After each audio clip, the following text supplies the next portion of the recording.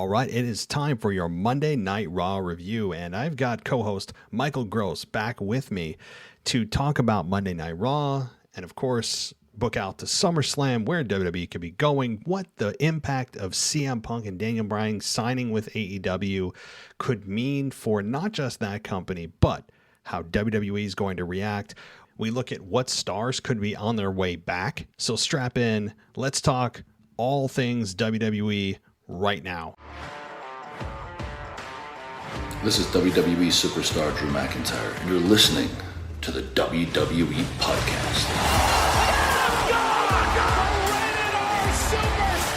The champ is the one that everybody wants, me. Nikki is going to WrestleMania. Claymore! Austin 316 says I just whipped your ass. This is my idol. You're going to acknowledge me. Hey everybody, welcome to the WWE Podcast. It is your Monday Night Raw review for this July 27th, 2021. And as I said, I've got Michael Gross with me, and we talk about Monday Night Raw, and we veer off track a little bit. I know some of you love it, some of you don't, but that's kind of the way our conversations go. So unapologetically, that's kind of the way it is. But I always love bringing him on because he's so knowledgeable, so easy to listen to, and always has a great perspective on things. So we're going to be getting into that in just a minute. First, I want to give a shout out to our newest patron over there on good old Patreon, and that is Alex Centers. Alex, welcome to the WWE Podcast family. You're going to enjoy all the benefits of becoming a patron, which means the entire library ad-free, exclusive content, a Discord server, VIP area, and a bunch more stuff. So, welcome. And if you'd like to join Alex and the others, you can do so at patreon.com/WWE podcast. Also, if you want an ad-free experience on Apple Podcasts, you just go on over to Apple Podcasts, hit that subscribe button. If you become a subscriber, it's free for the first 3 days. And then after that, it's $2.99 a month for all the shows we do on Patreon. That's duplicated on Apple Podcasts for just $2.99 a month. So, okay. Moving on to the task at hand. And no, that's not me having a baby, which is still in progress. That's still a work in progress that could happen at any moment. And every show I do could be my last for a while. So I'm kind of milking these shows that I do because I know I'll want to do them once I'm just in a zombified state. But I hope all of you are doing well. And let's just get to that conversation with Michael and myself. We went nearly 2 hours as we always do. So I'll be back, at least that's on the schedule, for tomorrow with Nostalgia and with the mailbag. So hopefully we'll see you then. And as always, I'll talk to you next time. Welcome to your WWE Week in Review. Likely my final week in review for several weeks with my newborn coming, but that's not what we're here to talk about. We're here to talk about Monday Night Raw, and we're here to talk with Mr. Michael Gross. Welcome back to the show. I know it's not a week in review. It feels like it is because every time you're here, you're usually here for a week in review, but it's great to have you here. How you doing, man? I'm excellent, and I want to tell everybody, always humbled, but I miss all of you. I've been very busy, as Matt knows, and I just want to say I miss being on the show. I'll be back more as we can, but right now I'm a very busy man, and I'm so happy to be back on. I hope everybody else is doing great. Yeah, so am I. I mean, it's really great to have you back. It feels like it's been too long, and we're going to talk all Monday Night Raw in just a couple of minutes, and probably some beyond Monday Night Raw with SummerSlam coming up and everything else. But before we get there, I want to give you an opportunity if you have any shout-outs, or do you have anything that you'd like to say up front? Yeah, definitely. So I have some new Twitter followers, and a lot of people who've been following me on Twitter, especially through the show, they ask a lot of questions about the show and a lot about wrestling. And sometimes we do inbox, we don't, whatever. But a lot of people are still asking how my boss Sean's doing. He's made a full recovery. The guy's doing great. Thank you, everybody, especially everybody in any kind of foreign country. South Africa, I'm going to call you out. I'm going to call you out in Vietnam. I mean, thank you, everybody. Some people don't want their names said, so I respect that. With that being said, also a good friend, Chris Fletcher, also known as Frohawk, a new follower named Timothy Champlin, and you can follow him at Dr. Sleep 237, and I see what you did there with the room number. I love the fact that in his bio he hates seafood and mayonnaise. If you know me, more than anything, there are people who owe me money. I don't hate them as much as I hate mayonnaise. And seafood, unless it's shrimp or octopus, it just belongs in the sea. And I just want to say I love you to my lovely girlfriend, Candy. Well, that's very nice. Very nice. I feel like I should give a round of applause. I feel like I should stand and clap. But I will say a very fun fact about myself. I hate all seafood. I do not like anything at all. Even like I used to like canned tuna fish. I don't even like that. Like I cannot handle anything. And I wish I did, because that would open up my food horizons a lot more. But no, if it walks, I can do it. But if it swims, I can't. So, how about that? So, all right, well, let's talk about Monday Night Raw, and really kind of a weird Raw, and the way that it ended was very interesting to me, because it was Charlotte and Nikki, and essentially just kind of a grudge match, and Charlotte ends up beating Nikki Cross, and then demeans her after her victory, and then beats her up after Nikki challenges her once again to next week. What do you think about, the match itself, and where this Nikki ASH character's going now that she's the Raw Women's Champion? This is a very interesting question to me, actually, because this was a peanut butter and jelly sandwich show. You began with the same two people. You ended with the same two people. They had a gripe. They ended the gripe. Why are we having another sandwich? I know my food analogies, but when you look at it, you had your meat in the middle. Well, I guess you'd call it, this is more peanut butter and jelly, not a big hoagie sandwich, but this was a gripe. Everything she said, every moment and everything that she said, she made true at the end. This is like the best way I could put it was like when the Hurt Business was coming up, and everything they said they made good on, and Charlotte made good on it. And it's just demeaning towards your champion. What is the point of this? That was what made Raw fall really, really flat today. The match was okay. It was decent. Nikki, she always improves. Charlotte's Charlotte. Charlotte is always she's proving to me that she is absolutely the best heel right now, I think. And especially, she's doing more with her facial contortions. Have you noticed that? Yes. I noticed that, especially at the beginning. Yes. Yep. Yes. Like it's like she's purposely trying to tell more of a story with her face, like more of disgust and disdain, that Nikki would even share a ring with her. So with that being said, I don't understand the whole theme to this. I understand that we want to put over the women's agenda. And if you look at Wikipedia and everything else, that the only thing that is cemented right now is going to be Nikki ASH. And it's Nikki Cross, guys. Come on. I hate this renaming stuff unless it really makes sense in the storyline, and it doesn't here. And you got Charlotte, who's a dominant female. I mean, she is one of the best in the biz. And so what do we do? Let's spark it. I didn't feel a spark. I really felt like this Raw was really, really flat, and that was a big reason why. Challenge to the next week for what?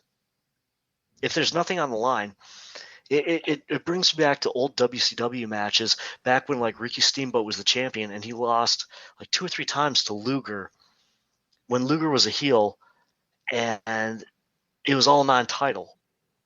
And I'm going, why is he getting non-title victories racked up over and over again? That's not how you book something. You get that non-title victory, you're first in line. And considering that there's no ranking system, and anybody can make a match, even though sometimes, Pierce has to come out with Sonya Deville and everything else. The incongruity of this just made this a very, very shaky Raw. So you opened way overblown. That was a way overstepping the boundaries on how long those promos went. And the end, it was a decent match. It wasn't anything to write home about. The story is the underdog. I get it. You lost Daniel Bryan. You're not going to make it out of Nikki Cross. And I love Shane Helms, not Gregory. Let's be honest here. I love Shane Helms, but you can't reproduce that and try to hybrid it with Daniel, and I know superhero movies are coming out. It's too much stuff. It's too much ingredients in the soup. And that's what they did to kind of kill this Raw and make it feel flat. There's so many things here, and I think it all boils down to, well, a couple of things. Well, number one, fans are just waiting for Becky Lynch's music to hit so we can get back to reality. I think fans are just waiting. It's like, okay, can we just get to Becky Lynch returning? And she still may end up showing up, making this a fatal four-way at SummerSlam, or showing up at SummerSlam with 60,000 people in Vegas. I think that's certainly possible. But you're right. When they opened Raw, the promos were a little bit long, albeit they were okay in content, just ran a little long. And then you have, predictably, Sonya Deville and Adam Pearce come out. And Sonya Deville said something very hilarious to me, because in the ring, we had Charlotte, we had Nikki, we had Rhea. And you all know, as fans, if you've been watching wrestling for 2 weeks or more, you know a triple threat is coming, right? It's just inevitable. Of course. You know it's coming. And Sonya Deville actually said, given these highly unusual circumstances, we're going to make this. I'm like, what do you... Highly unusual? Have they redefined highly unusual to mean every single show? Is that highly unusual? When she said that, I'm like, who wrote that? Tell me she didn't just come up with that. Did you notice that? I was waiting for her to say a six-pack scramble. I was seriously waiting for that. And like, okay, so I'm watching on my phone as I'm unloading some groceries from my car. Okay. And when she said that highly unusual, like, I bit my lip and I was like, don't you mean six-pack scramble? It really registered like that. I was waiting for somebody else to come out. The only thing that could save this is the one person whose name has fallen out of social media that doesn't work for WWE. And you know who it is. I'm thinking, lay it on me. My mind is blank. Who has everybody forgotten about? Tessa Blanchard. Oh, yes. Wow. That is the only thing that could save something as bland as what they have given us. Because Rhea is great. Charlotte's great. To play hot potato like this is inane. I get that Charlotte's going to mimic her dad with the 16 reigns. Nikki was better as Nikki Cross than this silly-ass gimmick. And where's it going to go? In 6 months, are we going to remember it, or is she going to be tagging with – who knows? Like any kind of a joke of a person. So if this point at the top is to elevate Rhea and Charlotte, Rhea was already there. They buried her for a year and she came back. So you have to have something big. And if you're going to put Rhea in that spotlight, then you have to have something big for Charlotte to go after, because Charlotte is the top dog. Everybody's forgot about Tessa. And with AEW doing these big signings, you don't think WWE wouldn't go after Tessa? They'd be foolish not to. They'd be foolish not to, because the women's divisions, especially since the whole pandemic era started, has really fallen flat and fallen from the main event of WrestleMania to just I mean, almost diva era level. I mean, it's ironic that you have Nikki Cross with a butterfly as her superhero icon, given, if you guys don't know or don't remember, was the logo on the Divas Championship. So, yeah. Also, but it's also an ode to Adrian Street. That was his moniker. True. Yes, that is true. And you know, I am not a fan of Nikki Cross. I've said this before. As far this character, I liked Nikki Cross, the insane Nikki Cross. I do not like this version of Nikki where she's transparently this superhero that kids are supposed to love. She even said it in her promo that I put this costume on and I got all this confidence. I'm like, you're telling me you're that fragile that you went to Spirit Halloween and got a superhero outfit. Oh my gosh. And then you're suddenly super confident in who you are because you're masking your face and putting a cape on. Like it's stomach churning to me. I don't like when they're so positive that it makes me want to throw up. Like, I'm all for positivity, and maybe it's me being just a sadistic SOB. I'm not a fan of people who are just constantly, always overly happy and overly positive. Like, to me, that's just not realistic. But anyway, I don't like the character. I think, and I hope that fans start to turn on it. I don't think kids will because it's generated towards kids, but I love the way that Charlotte dismantled her in terms, not just physically, but in her promo, just completely dismantled the Nikki Cross character, saying that you put on this stupid costume and you think you can beat me just because you put this on. I love the way that she just ravaged her character. To me, I know that you like her as a heel, and I do too. But to me, it's exactly what I was thinking. So right now, I'm living vicariously through Charlotte. Well, Charlotte Flair is like the George Carlin of wrestling, because she says something and it's real, whereas George Carlin said something and it was real, but everybody laughed because he was pointing out something and he didn't have a punchline. Rarely did he ever actually have a punchline. And it's the same thing with her. She just says it, but she cuts everybody off in the audience and they boo her instead. It's just so brilliant. Mm-hmm. That's why I love her ring psychology. You cannot buy that ring psychology. But this whole thing with Nikki, I'm with you. Like, where are we going? And this whole put on a costume, I mean, she points it out poignantly. It's so great. It is Hurricane Helms all over again, except you got a top title push. So 2 months, where are we going to be? Hopefully not with Nikki as champion. I mean, no, like I said, I liked psychotic Nikki Cross better. And even then, her style, coming over from the UK and being trained by all of them, it was all body attacks, just like Killian Dane was, her significant, it just body attacks, things like that. You weren't as trained as much as finesse and ring psychology and chain wrestling. I mean, you were if you were like in Steve Regal school, as opposed to like the Killian Dane side of things. So I'll give her props for improving on her in-ring, but she's not that top tier. So why are we doing this? Why is she the glue holding this together? That we don't need that. We can just have Rhea and Charlotte. If that's the end game and there's no Tessa or nobody else, I don't see any missing name coming back besides Bayley, and Bayley's out. So I don't see any missing name that can come in the middle of this and make this more entertaining or more grasping or more must-see TV. I don't know. Yeah. Yeah, that's yeah. It's a sad thing. So to open the show with way overlong promos and then a really confusing end that makes no sense. It makes sense. It's finite, and then you add infinitism. It doesn't make sense to me. No, and again, when you have your Raw Women's Champion, and by the way, she hasn't ever got a credible victory up until the point she won the championship. Up until the point she won the championship, she was winning by just basically lady luck. She was involved in a few beat the clock challenge, or no, it was maybe it was beat the clock challenges. Yeah, it was beat the clock. Yeah, it was terrible with Rhea and Charlotte, and she just happened to survive those 2 minutes without losing. And she got a roll-up victory here and there. And by the way, her finish, which is a cross-body, is god-awful. You can't tell me that a cross-body is a finish anymore. It's not. I know that it fits her superhero. Like, she's flying through the air. Like, I get it, but it's not a finish. It's almost as bad as Big E's big ending. It's close.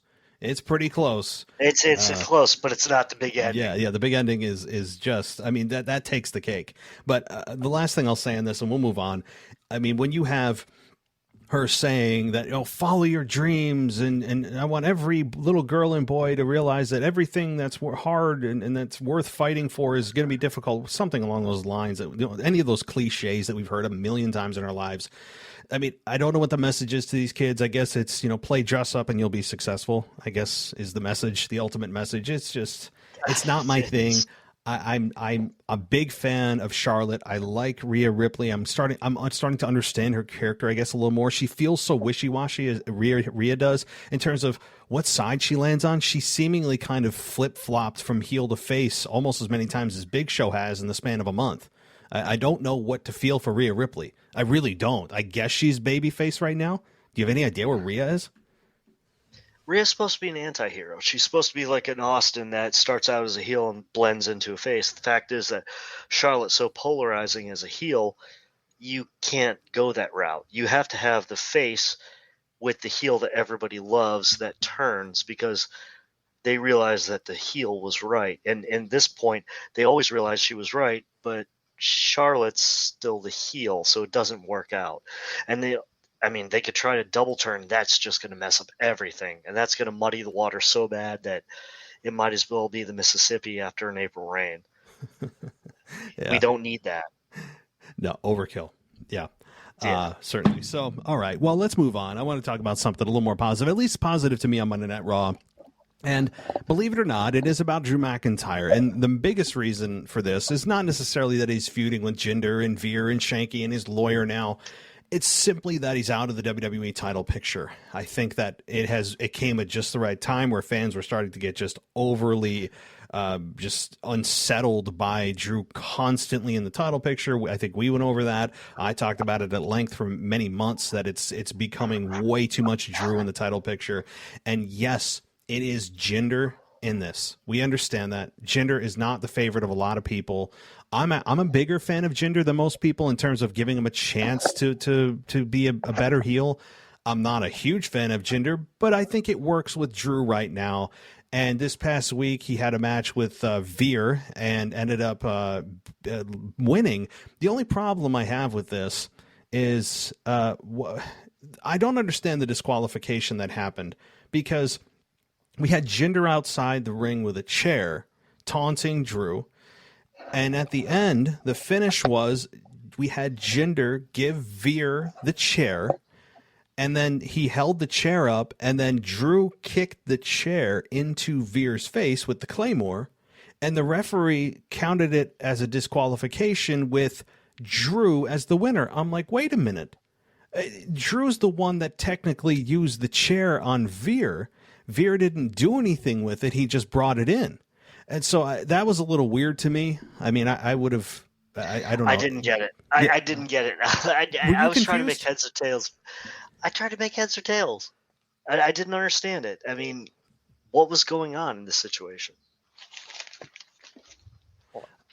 I don't know. I don't know what they were. I think that the thought was, we don't want to give Drew a loss. I'm like, but if you give him a loss, that'll put heel on the heat. Or heel heat on the heels. That's what you want to do. You want to make it the heels get the victory in a very low way.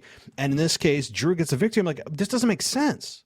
This doesn't make any sense. Drew's the one that technically used the chair. So I don't know. But what do you think about this program? I have a feeling, but are you at least happy about the fact that he's not in the title picture right now? Well, I don't want to say I'm not happy he's in the title picture, because honestly, the man proved himself. I give him a lot more credit, not just because of the shout outs and everything else, just the fact that he reinvented his whole career on the indie scene before he came back. I followed the guy for a long time, and everything he's done with himself coming up and then having to switch from a hardcore heel to a baby face and then be the face of everything. It's a lot of pressure, and he made it work, and he was never a good orator. That's like one of our first shows. I was thinking about this today. One of our first shows that I did with you in, I think, 19. It was 2019, one of the first shows I was on. He was giving a promo, and we were both laughing. I said, he was never a good orator, and he's become a good one. He's become a good talker, and I think he just never had the opportunities, or just never had the proper coaching, or just never had the proper time to work it out. So the man has worked his way into situations where he's become that caliber. Of course, the win over Brock Lesnar and everything else, it was just the right place, right time. You can also thank Roman Reigns, or he might be a heel tagging with Baron Corbin at this point. But let's get to the point. This whole situation. So I had argued with a friend about Jinder Mahal and where he should be. Now, personally, I think he should have had his walking papers a long time ago compared to a lot of people who've been fired. But he also said to me, if this man wanted to be a pro wrestler his whole life, he worked out, he did it, he went through school, everything else, he couldn't help what he was saddled with and straddled with, and he was put into terrible gimmicks. He was released, came back years later, just like Drew. He was in better shape. His in-ring really didn't improve that much, but it improved enough to where it's like, okay, but he was never like top tier caliber. I think that if they could have built up Jinder more before his title win and after his title win, then I'd be more invested currently in this program. Now, with that being said, what I foresee is at SummerSlam, it's 1 versus 3. I hate to say it, but I think you're thinking it too. And so Shanky, and God forbid, that's just so terrible. You know what I'd like for Shanky? I want him to be reinvented by the Godfather and come back as Shank Nasty. We could see it. And you know what? That would sell T-shirts. I bet you that would sell T-shirts everywhere. Yeah, if you want to turn a babyface, I think fans would probably get behind that. But yeah, he can't be involved with gender if he's going to do that. But yeah, but that's the only way you can get the name Shanky over. Veer, now watching the match tonight with Veer, still green. I don't mean it in a bad way. He had some really good moments, but you could also see some of his ring presence kind of looking which way he should go. His moves weren't sloppy. Actually, I was looking for hardcore botches, but I didn't really see any hardcore botches, just a couple of odd hookups, stuff like that. But with the whole program, I mean, Drew's going to barrel roll over this. I see a 3-on-1 at SummerSlam. What do you think? Probably. It's probably going to be a 3-on-1. I mean, they could do 1-on-1, and the reason they could is because Drew has yet to get his hands on Jinder, other than, you know, a couple of shots here and there, and you want to build that heat. You want to build to that moment where Drew finally gets and gives Jinder what he's got coming. But it could be 3-on-1.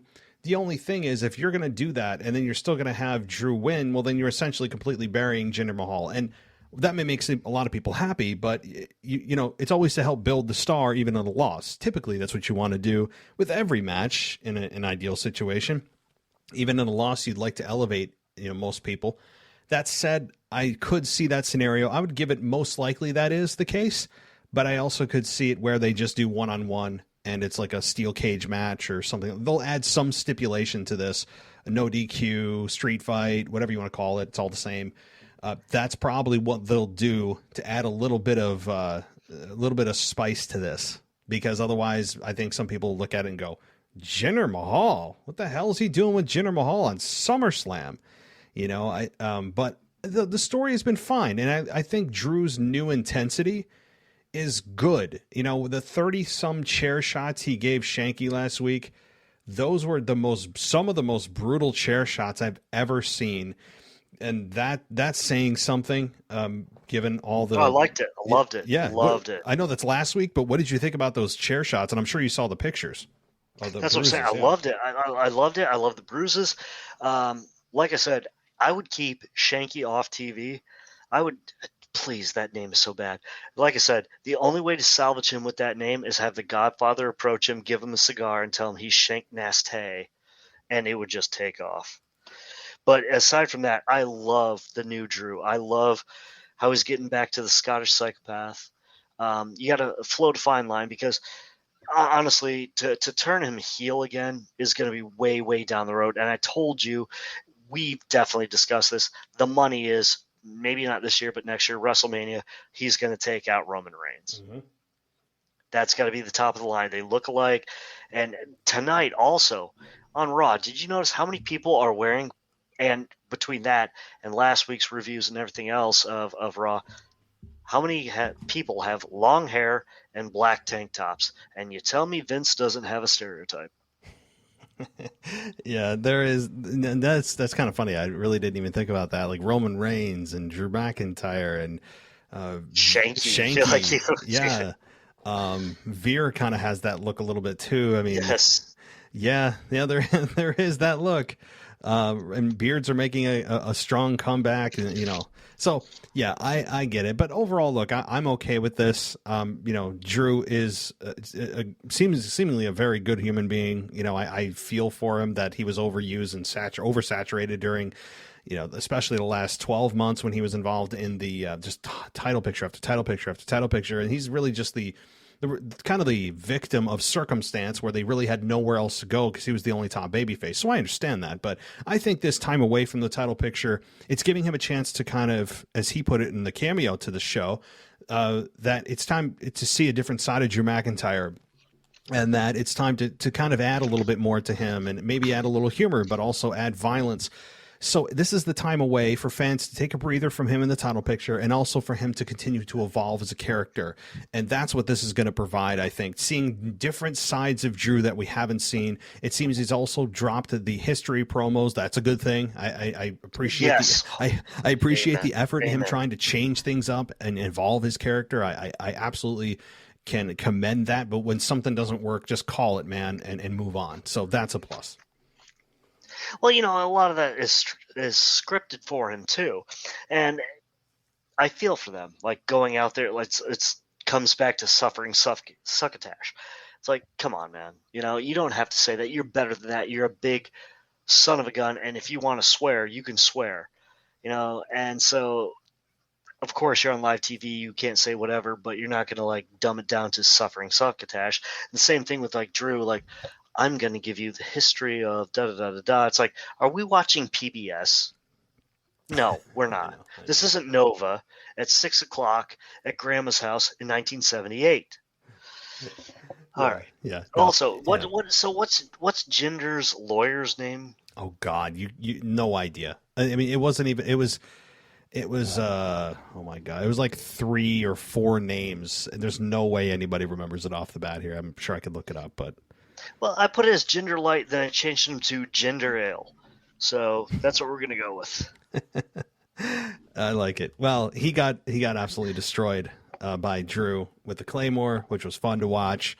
I don't know why the lawyer hung out at ringside. I guess he doesn't know how WWE works, but it was fine. And I think they're just doing a nice job with Drew, keeping him in the upper mid card and keeping him in fans' minds and just moving him away from the title picture, because when he comes back to the title picture, fans will be ready for it. Fans will want to see it, and it's just smart to do right now. So, all right, let's move on. And I don't understand why WWE has renamed the number one contendership to just a contender match. Did you notice that?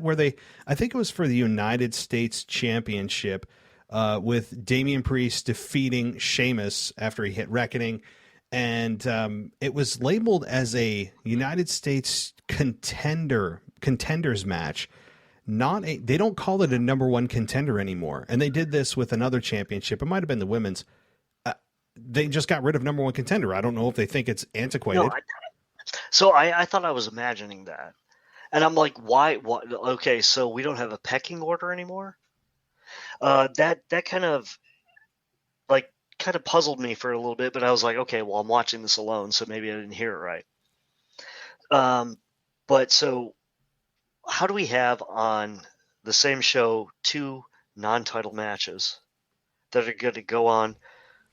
Well, I mean, we have a non-title loss that's going to go on to another non-title defense, as opposed to a non-title victory.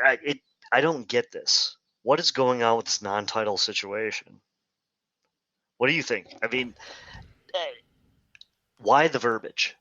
Is this like the medical facility thing? I don't understand the verbiage. I don't know why they feel that they can't just say number one contenders, or is it just somebody that's in a pool of contenders? I mean, maybe that's what it is. It'll just put you in contention, but you're not the number one. Maybe. See, that's what I fear. Because then we get more multi-man matches or multi-female matches, and I'm going like, come on, man, this is sloppy booking. This is just like, we don't know what to do, so throw everybody in here. Well, yeah, they do that anyway without making it they don't label it a contender match, and they just do that anyway. But all right, well, I didn't know if you noticed that too. I'm like, I've never heard of a contender match. Like, isn't everyone technically a contender? So like, what's I don't know, but nonetheless, Damian Priest does beat Sheamus, and Sheamus since WrestleMania has really been, I think, misused or underutilized. And I was so excited for when Sheamus got the championship at WrestleMania. I said, good, he deserves it. I think he was one of the unsung heroes during the pandemic era. And I was like, oh, cool. They're gonna actually do something with Sheamus. And instead, it was a destination for them. It wasn't a starting point for Sheamus. They looked at it as, okay, they kind of like wiped their hands. They're like, we're done here. He got his belt. Well, and then somebody asked, well, what's he going to do after WrestleMania? And they're like, well, I don't know. That's essentially what it feels like, because he has been doing nearly nothing other than getting his nose broken, which was brutal, by the way. I don't know if anyone has actually seen that video. Disgusting. It was disgusting. Awful. I hate blood like that. I hate blood like that. And seeing his nose actually get displaced, it was a really brutal injury. And so his headgear came off during this match, and Damian Priest ends up beating Sheamus clean. So I don't know. How do you feel about the story of Damian Priest beating Sheamus and really what they've done with Sheamus since WrestleMania? Okay, well, first of all, you've always known that I was never the biggest Sheamus fan. But in the last year and a half, I've seen so much improvement on his in-ring work. He went from the punch kick body slam super heavyweight with his finisher to a guy who's trying more things. And I'm not going to sing his praises like he's AJ Styles, but the fact is, when he wrestles Matt Riddle, I saw him doing chain wrestling. Never seen him do that before. When I see him wrestle like somebody else, I see him do some of their style. So I see the guy trying to reinvent himself in his later years. Now, I never would have put the title on him because I don't think he really needs a title. In fact, I think at this point in his career, he should be elevating people but not completely rolling over. With that being said, with Priest, first of all, does Priest need to speak Spanish every time he has a promo? Yeah. No, he doesn't. I get we're going after the Puerto Rican contingent. Well, until the WWC goes under in Puerto Rico, you're never going to have that, okay? Until Carlito Jr. dies, you're never going to have that. But the double stomp in the corner, I like that spot. That was great. Because usually Sheamus gets whipped in and maybe he'll give you a clothesline out. The leap up, the double stomp to the chest on Priest was amazing. I like that. It just worked. And the way it was sold was great. The back selling. After hurting each other after the match, both of them were selling. Sheamus screaming for his mask. Priest hurting his back and rolling over even though he won. He strikes his victory pose for a second and then grabs his back. Okay, I'm seeing actual selling. I like this. I really like this match tonight. Now, as far as Sheamus going forward, though, this has another rematch scent on it. And this is another, it's just these situations of we're selling the undercard titles and major card titles so short every time somebody loses to a non-title victory. It should be right away, very next show, not even a pay-per-view. This person deserves it. So let me see what else notes I have on that. Oh, that chokeslam bomb. Oh my God. I love that. When he got Sheamus up there, well, when Sheamus went to the top and then he grabbed him by the throat and walked him down the ropes and then did that chokeslam bomb, that was amazing. Priest really nailed that, and that took Sheamus on the selling part. It took two to tango on that one. Sheamus's matches are getting a lot better, and I just think it was the caliber of the WWE opponent he had over so many years, who were just WWE products instead of these indie guys who came up. And I'm not going to try to kiss the backside of all the indie guys, but they had something different to offer. And Vince has now had to bend a little bit because Triple H has put it on him to bend a little bit and say these people can sell. So this sport is evolving. We just can't have kick, punch, body slam, and a clothesline makes everybody go, wow. That's why we had 1,000 people in attendance. Now we're seeing something different. This match tonight, I would say, was pay-per-view quality. A little bit of editing, a little bit more hype, and maybe a couple more minutes. And if they had to practice it a couple more times, it could have been pay-per-view quality. I definitely think so. Well, it makes you look forward to their SummerSlam match, presumably.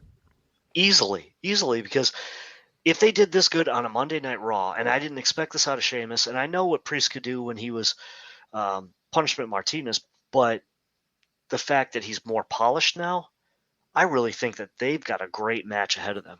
And that's me. I'm a Sheamus detractor, but I want to see it.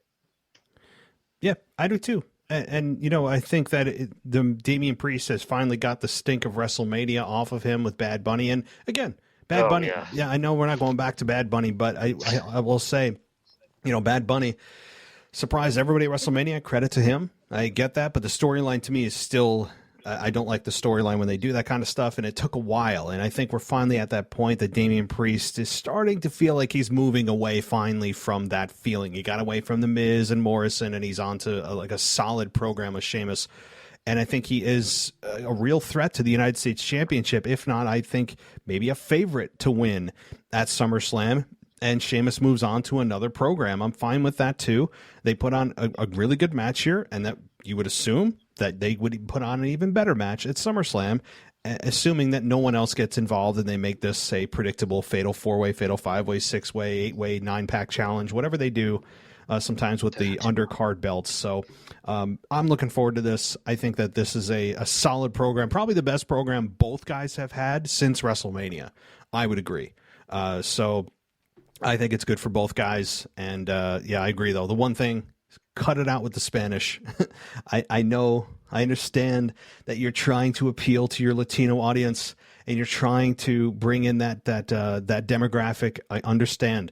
But you got to understand, too, that the majority of your audience is English speaking, and they have that SAP button on your TV. If you want to really make it Spanish and you need that translation, you don't need it. A Spanish phrase or paragraphs spoken during an English show, when if you want the whole thing in Spanish, you can get the whole thing in Spanish. Anyway, any final thoughts on this before I get to AJ Omos and the Viking Raiders? Yeah, there's one thing that got me. Did you see when Sheamus did that Alabama Slam on Priest, and it looked a little botched because like he went down prematurely, but then his head backed up into the mat again, like twice almost. I saw that. So did you think like the botch guy would love that? But I don't know if that was a botch or it might have been sloppy, because I almost thought for a second Priest was going to have a concussion. Mm-hmm. Because that double slap like that, usually it looks easy, but man, that could be bad. And so I cringed for a second. I was like, oh, but then he pulled it out and his eyes didn't look messed up. And he didn't look like he was like, dazed or out of his element. So thank God that worked out. But that made me cringe-worthy for a second. Oh, I was a little nervous too. I was watching, and you never want to see a talent like, and no matter how much you dislike their character, eventually, Exactly, that kind of thing brings it back to like human level, and you're like, okay, like is he actually okay? And that is something, like you said, when he did that, I'm like, oh crap, because if it's something you try to pull off intentionally, it's still risky to do. I think it's unnecessarily risky to do, because there's so little room for error if you're trying to intentionally make it look like that you could actually do that. So there's no point in trying to do it. But I agree that it looked like he was okay, but it was one of those hold your breath moments. I agree. So, all right, Raw Tag Team Championship, AJ Styles and Omos. Again, take your pick of your pronunciation. I really don't know. It changes on a weekly basis depending on who says it. Defeats the Viking Raiders via pinfall when Styles hit Eric with the 450 splash. What do you think about this? First of all, this is one of the best matches that I've seen where I feel like Paul Heyman was the agent, but he wasn't, because they hid Omos so well. They hid his strengths and his weaknesses so well. The biggest weak point for Omos was Ivar Eric. I mean, it's whatever he is. I think it was Eric, like holding his leg on the outside, and he's screaming, let me go, holding onto the ropes. I'm like, that's just so weak. You have another leg, you could just kick him in the head. Right. But I get for the ring suspense, and they're not used to being able to edit like the way they did in the Thunderdome. But this match was the epitome of being able to play to one's strengths and play to one's weaknesses. And they didn't play to weaknesses. They tried to edit it out. I mean, that was the weakest spot to me. Almost they're doing a little bit better with. Still, let's find this guy some real ring attire. At least they went from the whole just sweatpants thing to we're starting to get some kind of tights going on, but still the hooded thing. Like, if you're a wrestler, do you want a hood that someone could pull over your head and punch in the eye? Probably not. Just a thought. But I get the fact that, he's a former basketball player. They're giving him a meaner look. I like that. The editing throughout the show with him, throw the impact inside the ring to AJ doing something, no pun intended, with either Viking Raider, and then throw to the outside with him screaming for the tag. Then when he comes in, pan back to the outside with AJ doing something, then all of a sudden inside to him doing some kind of impact move. What we as the viewer see is something that's fluid. What the people at home see is going, oh dear Lord, because there's all this botching and putting it together. But that's the beauty of editing TV on the fly. As far as that goes, okay, so Ivar is amazing, if you want to call him that. And I'm just afraid that they're going to turn him to the next Otis. And as far as Eric, or the former Rowan goes, I believe he was Rowan, I'm starting to worry about how skinny he's getting. Dear Lord. I didn't even think about that. He is getting thinner and thinner. I mean, this guy was barrel-chested. Look at him, New Japan, and their run as War Machine before they signed, or even at the beginning of, War Raiders. I mean, I know the guy said he wanted to be in shape because he thought he was out of shape and whatever, and he's doing it for his family. But, I mean, I think he started at like 275. He's looking like 240. He's looking like, and I'm not making fun because that's way bigger than me. I'm just saying, like, how much more are you going to lose there, buddy?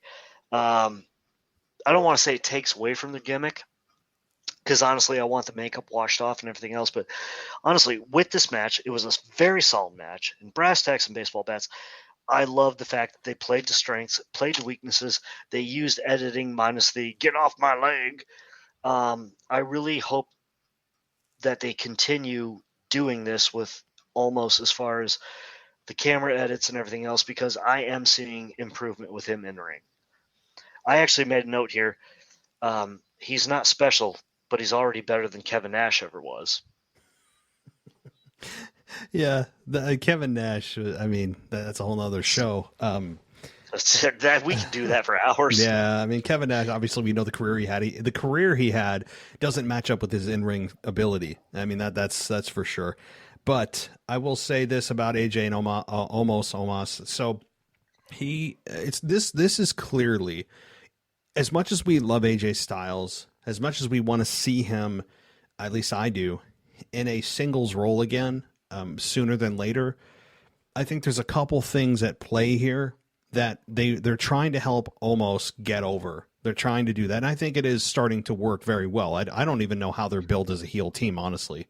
It's kind of weird to me, I guess, just because, I don't know. Mixed reactions tonight, definitely. Yeah, at best, it was mixed. And because people know how good AJ Styles is, and Omos has a hell of a presence, and they don't do anything real heelish. Like, what do they do that's supposed to make me hate them? I don't know.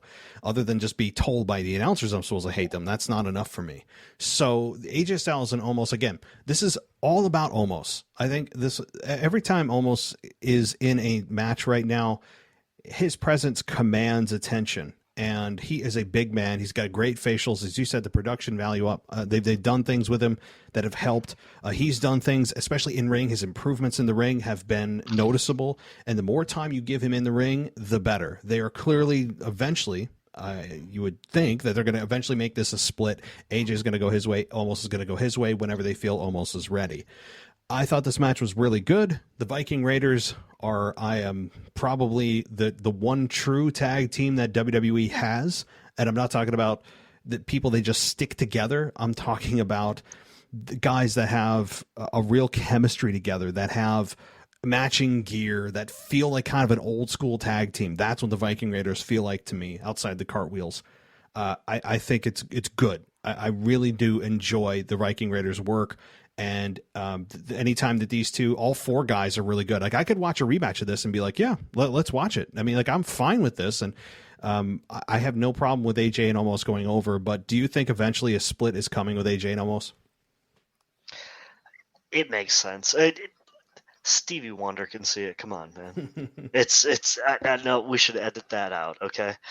Because Lord knows in this day and age, everybody's going to think I said something wrong. So let's try that again. How about this? When do you think the split with AJ and Omos is coming?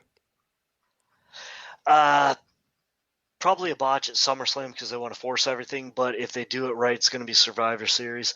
And obviously with Omos wearing black and AJ wearing vibrant colors, it's just like one of those Heartbreak Kid Diesel things. They're just revisiting a lot of storylines. But how do you do it right is the question. And a lot of people said everybody liked the Thug getting tired of protecting the little man. Well, what if you switch that gear and all of a sudden the Thug just got angry and attacked the little man, and now AJ's the face, and AJ can't get it done. But I honestly think that AJ is not only his tag partner and his roadie and everything else, like working with him. I think AJ is segueing to that backstage agent thing, and I think that almost is his first project. And I think he's going to make almost better than any big man that he could. I'm not going to say he's going to be Kane. I'm not going to say he's going to be Undertaker, but I think he's taking it personal and starting his retirement career early with him. I think that's what's happening. The only thing I would say, and that's probably partly true, and I have no problem with that. And when you get to that stage of your career, you get to the give back stage. It's not about you anymore. It's about helping build the new talent. And I have no problem with that, and that's probably partially true. That said, with a talent like AJ Styles, I would like one last good run with him. I don't care if it's a babyface or heel. He plays both fairly well. I have no problem, but I would like him to have one last good run with the top championship and then kind of fade into darkness, so to speak. I don't mean morbidly, but rather his career kind of really wind down, because I don't think he has a whole lot of years in front of him. Maybe 1 to 2 most, really. So would you want to see him on top for, a good 6 months again, or do you not? Are you okay with him fading away at this point?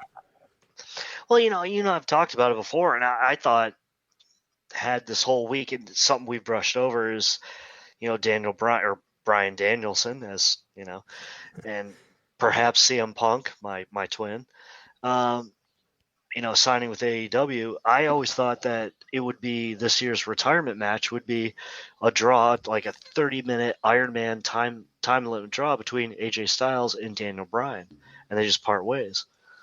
And they both retire. I think AJ is going to stick with WWE, and he's going to turn into that backstage person or that producer, excuse me.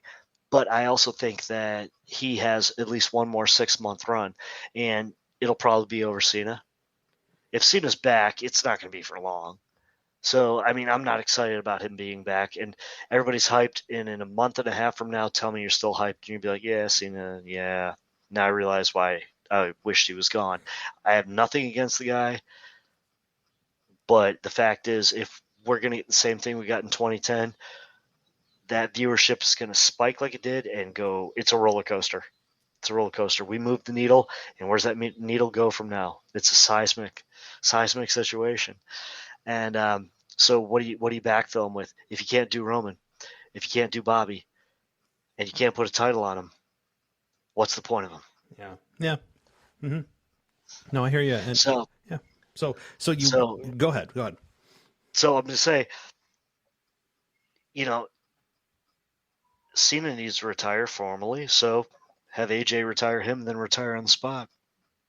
That's how you go out like a champ, and that's how you go out as 2 champs, because Daniel's gone.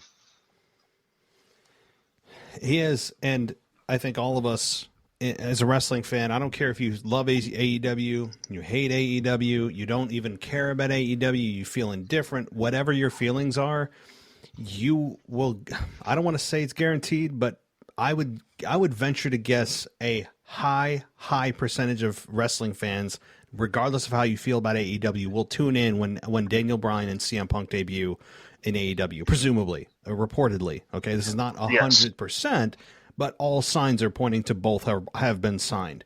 So AEW, for probably several weeks, especially the one that this happens, you talk about a ratings like a spike.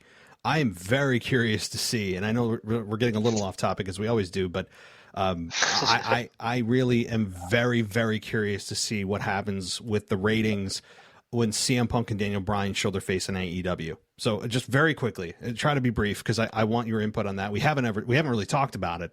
What do you think is going to happen with ratings? How big of a spike when we have Punk and Daniel Bryan presumably show up there? If AEW pulls its head out of its backside and they realize that they have the hottest situation in the world in pro wrestling, and they do it right, that rating spike will continue, and it's going to be the Monday Night Wars all over again, except on different nights. And WWE's continuing to listen to Vince. Look, you've got broke Baron Corbin that nobody cares about. You tell me what's going to happen. I'm going to tell you, AEW has a fighting chance as long as they don't do cinematics, false finishes, and Orange Cassidy garbage. That's what's going to happen. If they listen to the right people and do the right things, all hell's coming. And WWE cannot, unless Vince retires or says, I'm wrong, and I keep firing the wrong people, and I keep feeding the fire on the other side, man, that's going to be one of the biggest nights in wrestling television.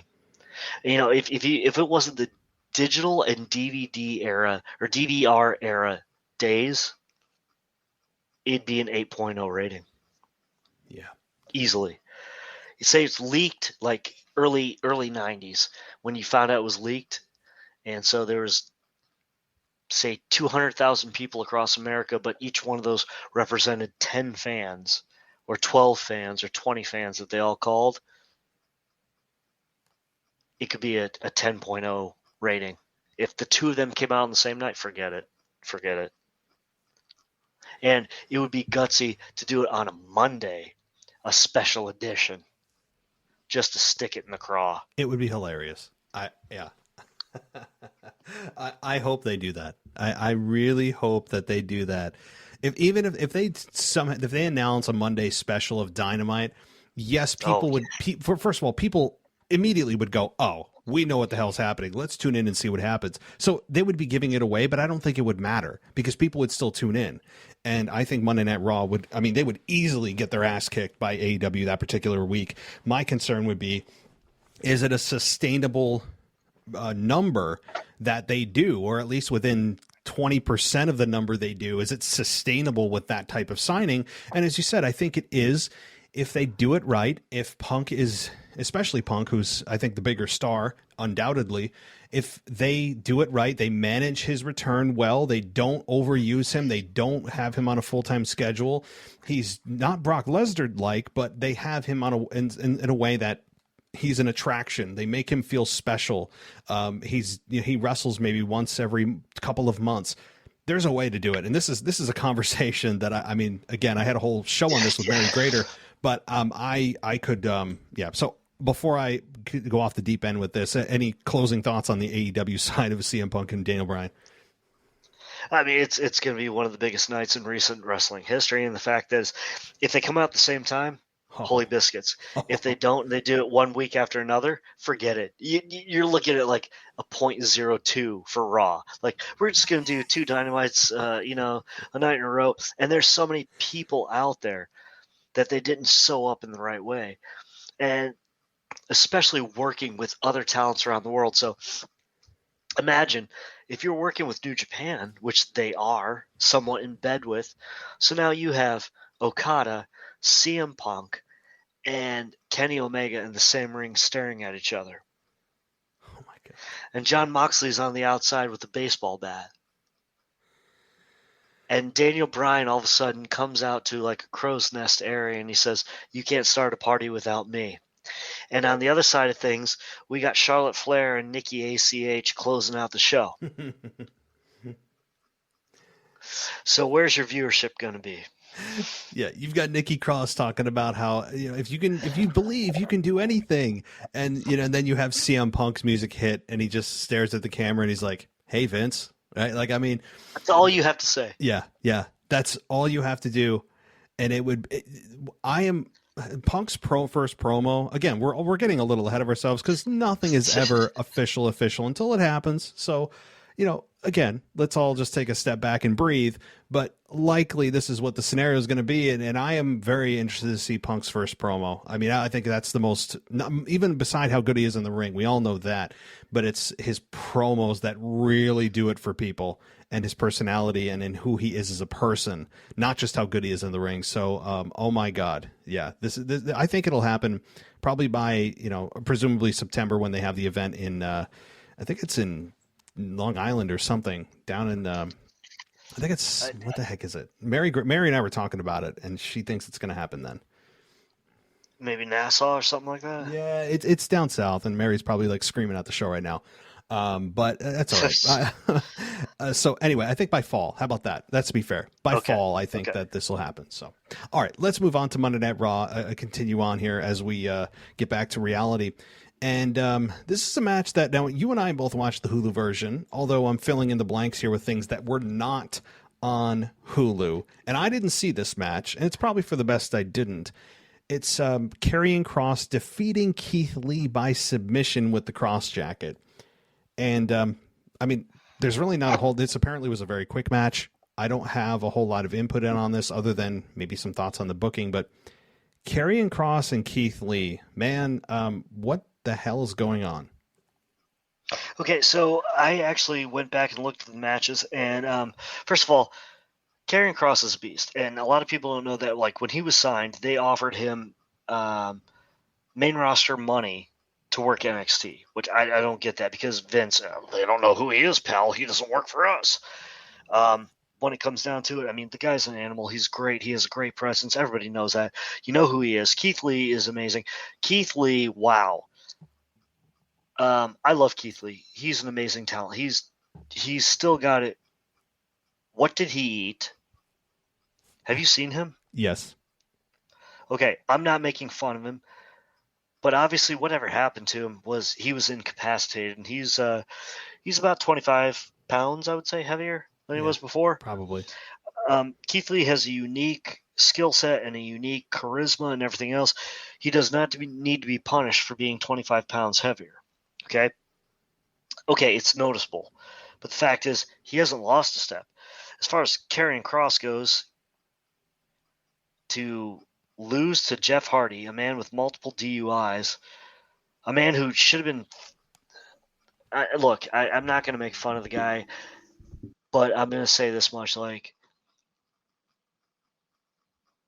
at his age, he should be putting people over. And he knows that. Everybody knows that. And a lot of people speculate that, well, it's going to be a face turn, heel turn, whatever, and maybe Jeff Hardy will go down NXT. Now, there's something I've noticed about NXT, and I don't know if anybody's paid attention for the last 5 years, but usually if somebody's really polarizing in NXT, when they come up to the main roster, they flip their personas from babyface to heel, with a few exceptions. Like Finn Balor, he's too unique, so he automatically became Mr. Babyface. When he went back to NXT is when he became a heel. Kevin Owens has such a following. He's so damn good at what he does, he became an anti-hero against John Cena day one. So was he a face? Was he a heel? No, he was an anti-hero. Sami Zayn, pure white America, like, just, and he's Canadian Arabic, but he is like, so, like, I hate to use the term redheaded stepchild, but that's what they treated him like. And then he comes up as the underdog, and all of a sudden now he's like the crazy heel that's insane. You look at it, they like to flip the script. Shinsuke Nakamura came up as the face, turned heel. It's what they did. What was it? Drew McIntyre, face down there, comes up as a heel. So I think it's like they want to polish off the second side of their career down there, and then when they come up, they have to look different. So with Kross, it's looking at like, okay, you have to take on Keith Lee, who hasn't changed. He's been a face this whole time. So is this eventually going to make Keith Lee a heel, or are they just punishing him? Which that's the way I feel. I feel whatever happened to him, they're punishing him, whether it's sickness, whatever. I can tell it's not that he's out of shape ring-wise.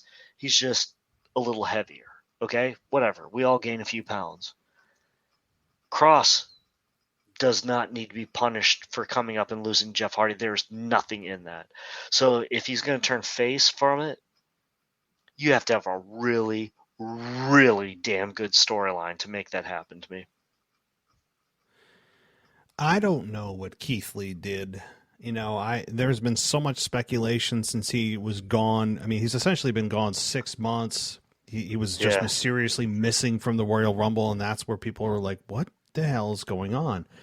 And I don't think, in the short term, at least, that we'll know exactly what the heck went on with Keith Lee in WWE or his personal life. I think it was probably a combination of things between his personal issues, whatever they may be, maybe COVID thrown in there. Maybe it's his frustration with creative. I would think it's kind of a mixed bag of things to be gone for 6 months, maybe even throw a little injury in there. It was never clear what happened with Keith Lee. And like you said, yeah, he did throw on a few extra pounds.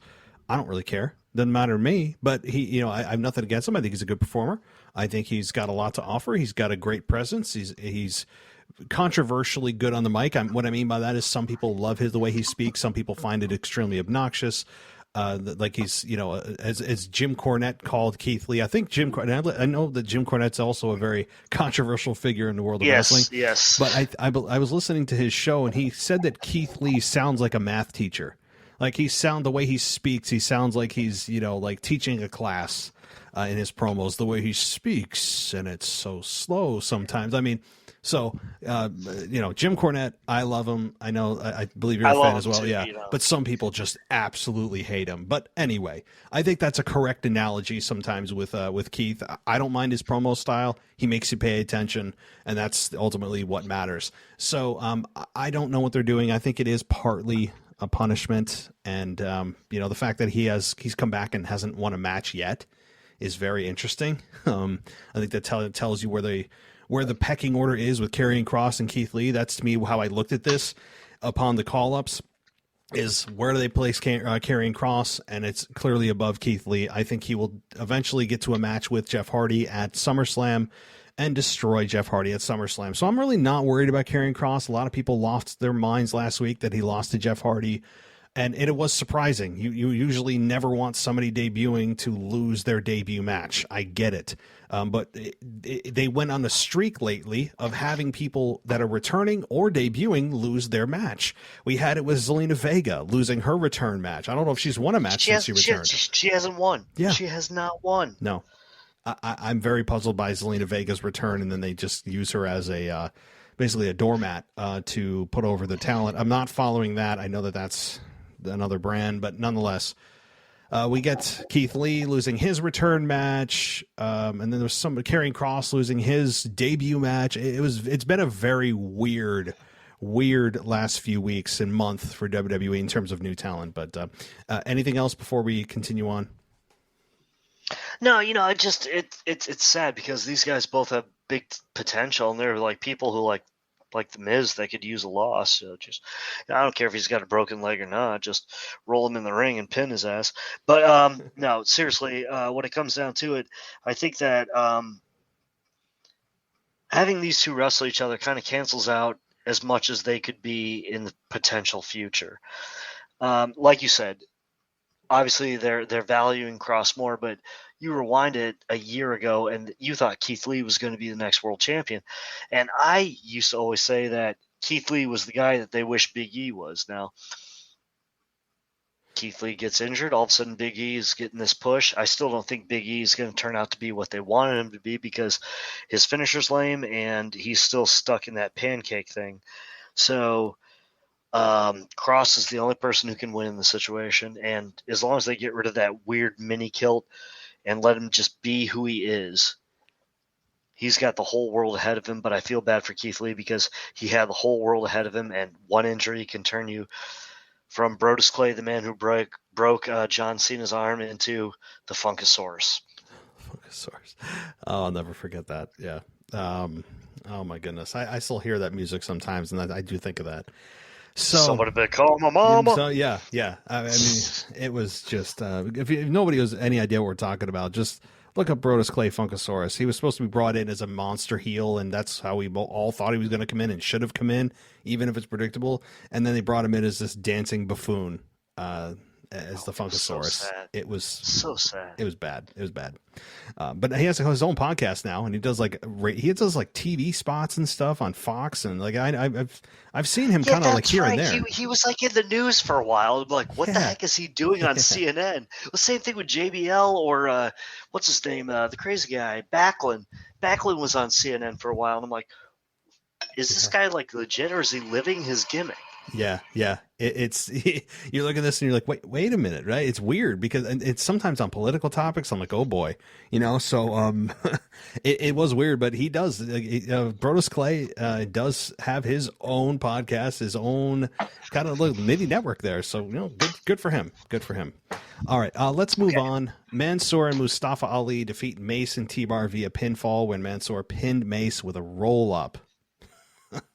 I really have nothing to add to this other than Mustafa Ali is a talent that I think is underutilized, especially on the microphone, and I'll leave it at that. But go ahead. I mean, I'm still going to go Mustafa because that's the way he was originally. Agreed. No, he's a talent. The fact is, you're putting a wasted gimmick, which was supposed to be over the top, versus a racial gimmick. So I'm going to leave it right there. Good. I have nothing more to say. I have nothing more to say because any way it could go, if you look at it and you look at who the leader was and what it represented, and then you look at the way it's panning out now, what are the writers thinking? Mm-hmm. In this politically correct age, what are you thinking? Everybody put your thinking caps on, and it doesn't take hard to put your tassel onto the other side of that cap. Yeah, this is a dangerous topic, but guys, it was a dumb booking. It's a really dumb booking. Yeah, we'll leave it there, but it's kind of exactly what you think it is. It's not hard to look at this and go, got it, right? So, all right. John Morrison beat Riddle via pinfall after hitting Starship Pain, but Almost and AJ provided the distraction at the end of the match with Almost breaking Riddle's scooter to set up the win for Morrison. After the match, they attacked Riddle with Styles hitting the Styles Clash. Randy Orton, nowhere to be found, presumably injured at this point. They wouldn't keep him off TV, I don't think, purposefully this long, especially with the momentum that RK Bro was getting. I think it's got to be a legitimate injury. So John Morrison defeats Riddle via pinfall. Take it away. Okay, first of all, I'm a huge John Morrison fan. I'm a huge Matt Riddle fan. And what they could do outside of a WWE ring would be just incredible. It would just be mind-blowing. But what they do within a 6-minute confine and told what moves they can do and not move, it's really sad. So this match I've seen on the Evolve platform, on I don't want to say Ring of Honor, but maybe Game Changer, something like that. Like, I've seen this exact match on different platforms, and it was just mind-blowing. Maybe Pro Wrestling Guerrilla, which it gets out there, but when you actually have two real competitors go at it, it's good stuff. And the fact is, we got the WWE version with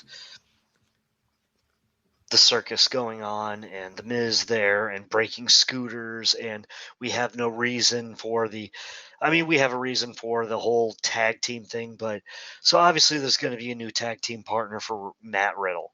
I think it's going to be Keith Lee because it just makes the most sense. They're best friends. That's why they always feuded. It's like the Sami Zayn and Kevin Owens, Kevin Steen thing. Like, they came up together. So I think that's going to be a recombination. Like, Matt Riddle's going to come to him and be like, Keith, things aren't going so well, bro. And he's going to be like, well, I think we should talk a little bit more about our past friendship. And then it's going to go from there. But honestly, I think it's going to build towards that if Randy Orton's out for a while. And honestly, Randy needs a break. We've talked about that. So I'm good with it. But honestly, I'm happy to see John Morrison get a win because I think this is his second win in almost 2 years. Mm-hmm. So let's let it happen.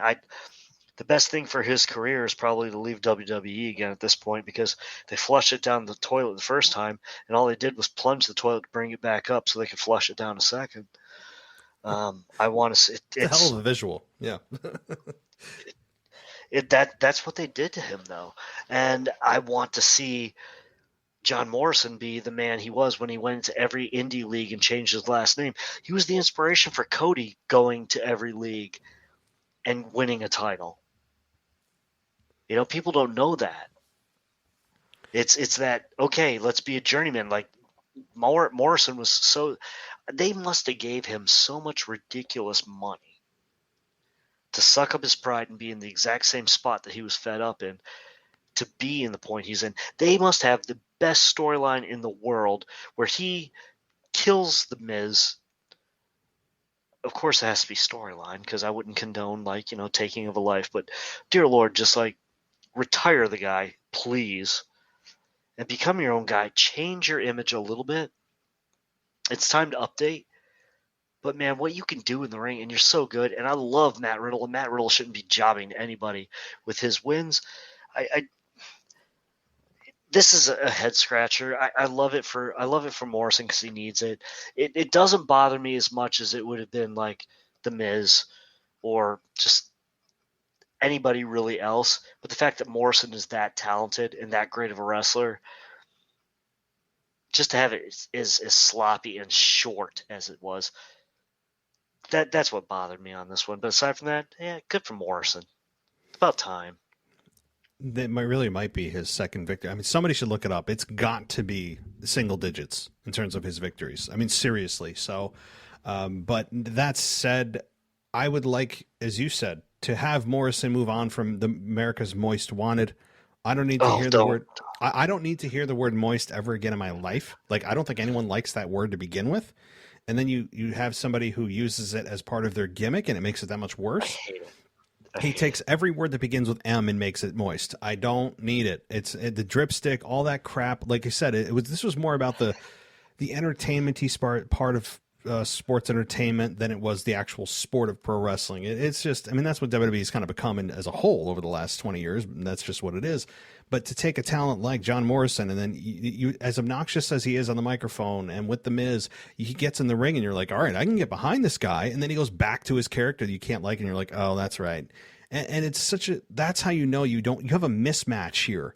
You need to do something with him to move him forward. He, like you said, it was a regurgitation of what they did with him in 2008 with The Miz, and they just brought it back, stuck him exactly where he was, and he has not moved forward at all. You talk about a guy that's just spinning his wheels, at least in terms of placement on the roster.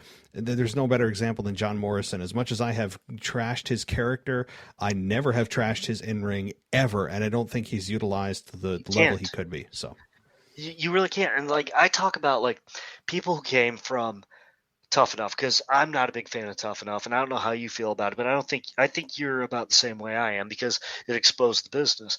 And I'm an old schooler, and most tough enough people don't make it, or they put so much hype around them.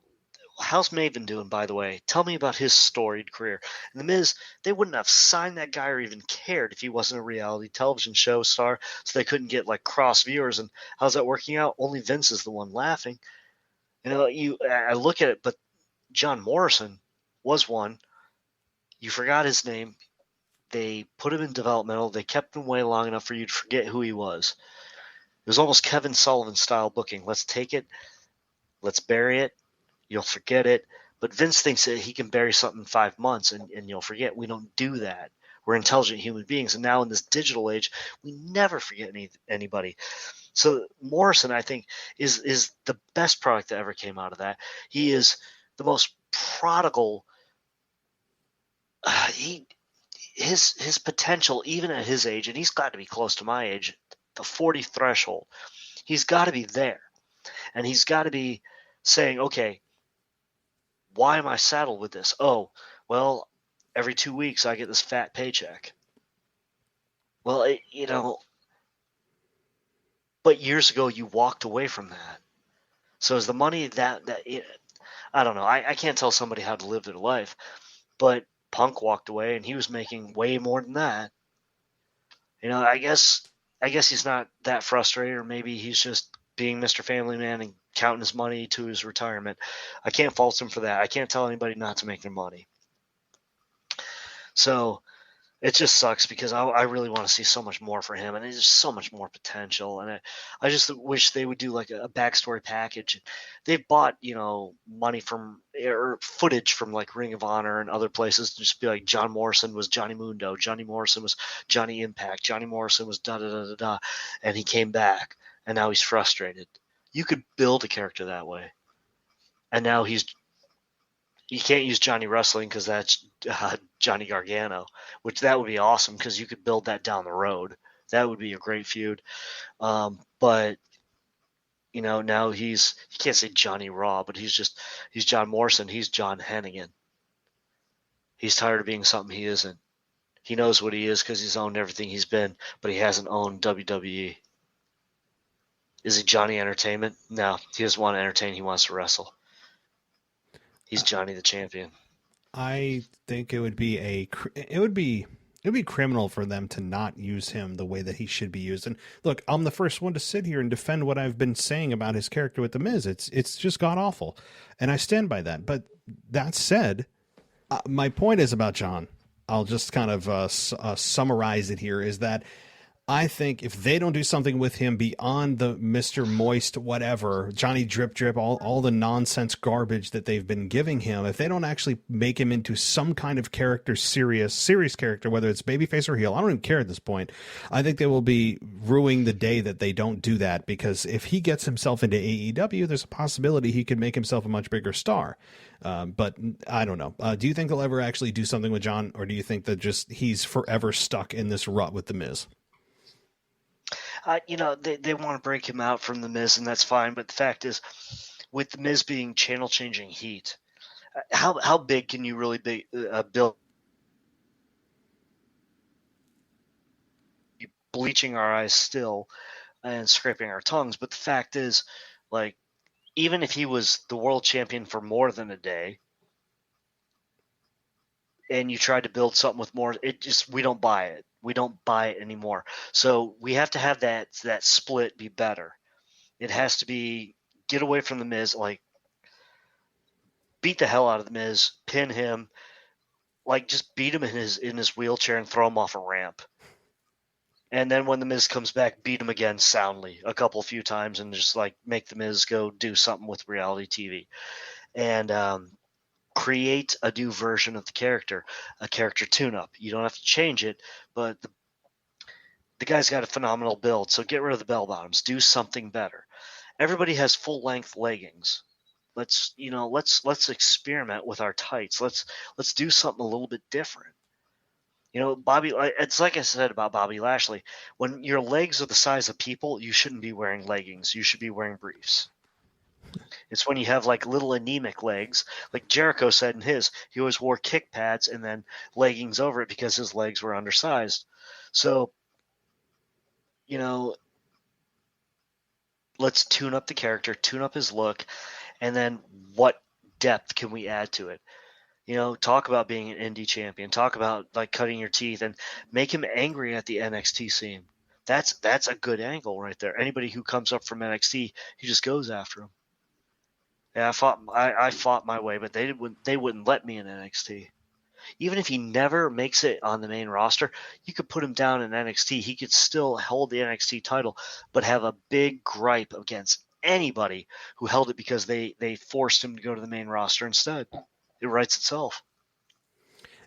You could even write, Drew McIntyre. They let him come down here, but no, they forced me up there. There you go. The image you gave me of him being thrown off the ramp made me think of Zack Ryder being tossed off the ramp by Kane. Like, that's the image I had. That's a hilarious image, I got to say. And, you're right about John Morrison. I think that's a way to do it. And I think that I don't think they will ultimately when it comes down to it. I don't think they'll do it. I think they've defined his role as this, quote, comedy tag team with The Miz that are also heels that aren't really ever taken seriously, and they're the butt of the joke, and they come up with just bad phrase after just channel-changing characters, and I think, unfortunately, that's where he's stuck. I'll be pleasantly surprised if they don't, so... All right, I'm going to move on here to a couple more things as we kind of close it out, and I don't even know how much time you want to spend on this. Before, obviously I toss it to you for anything. The 24/7 championship.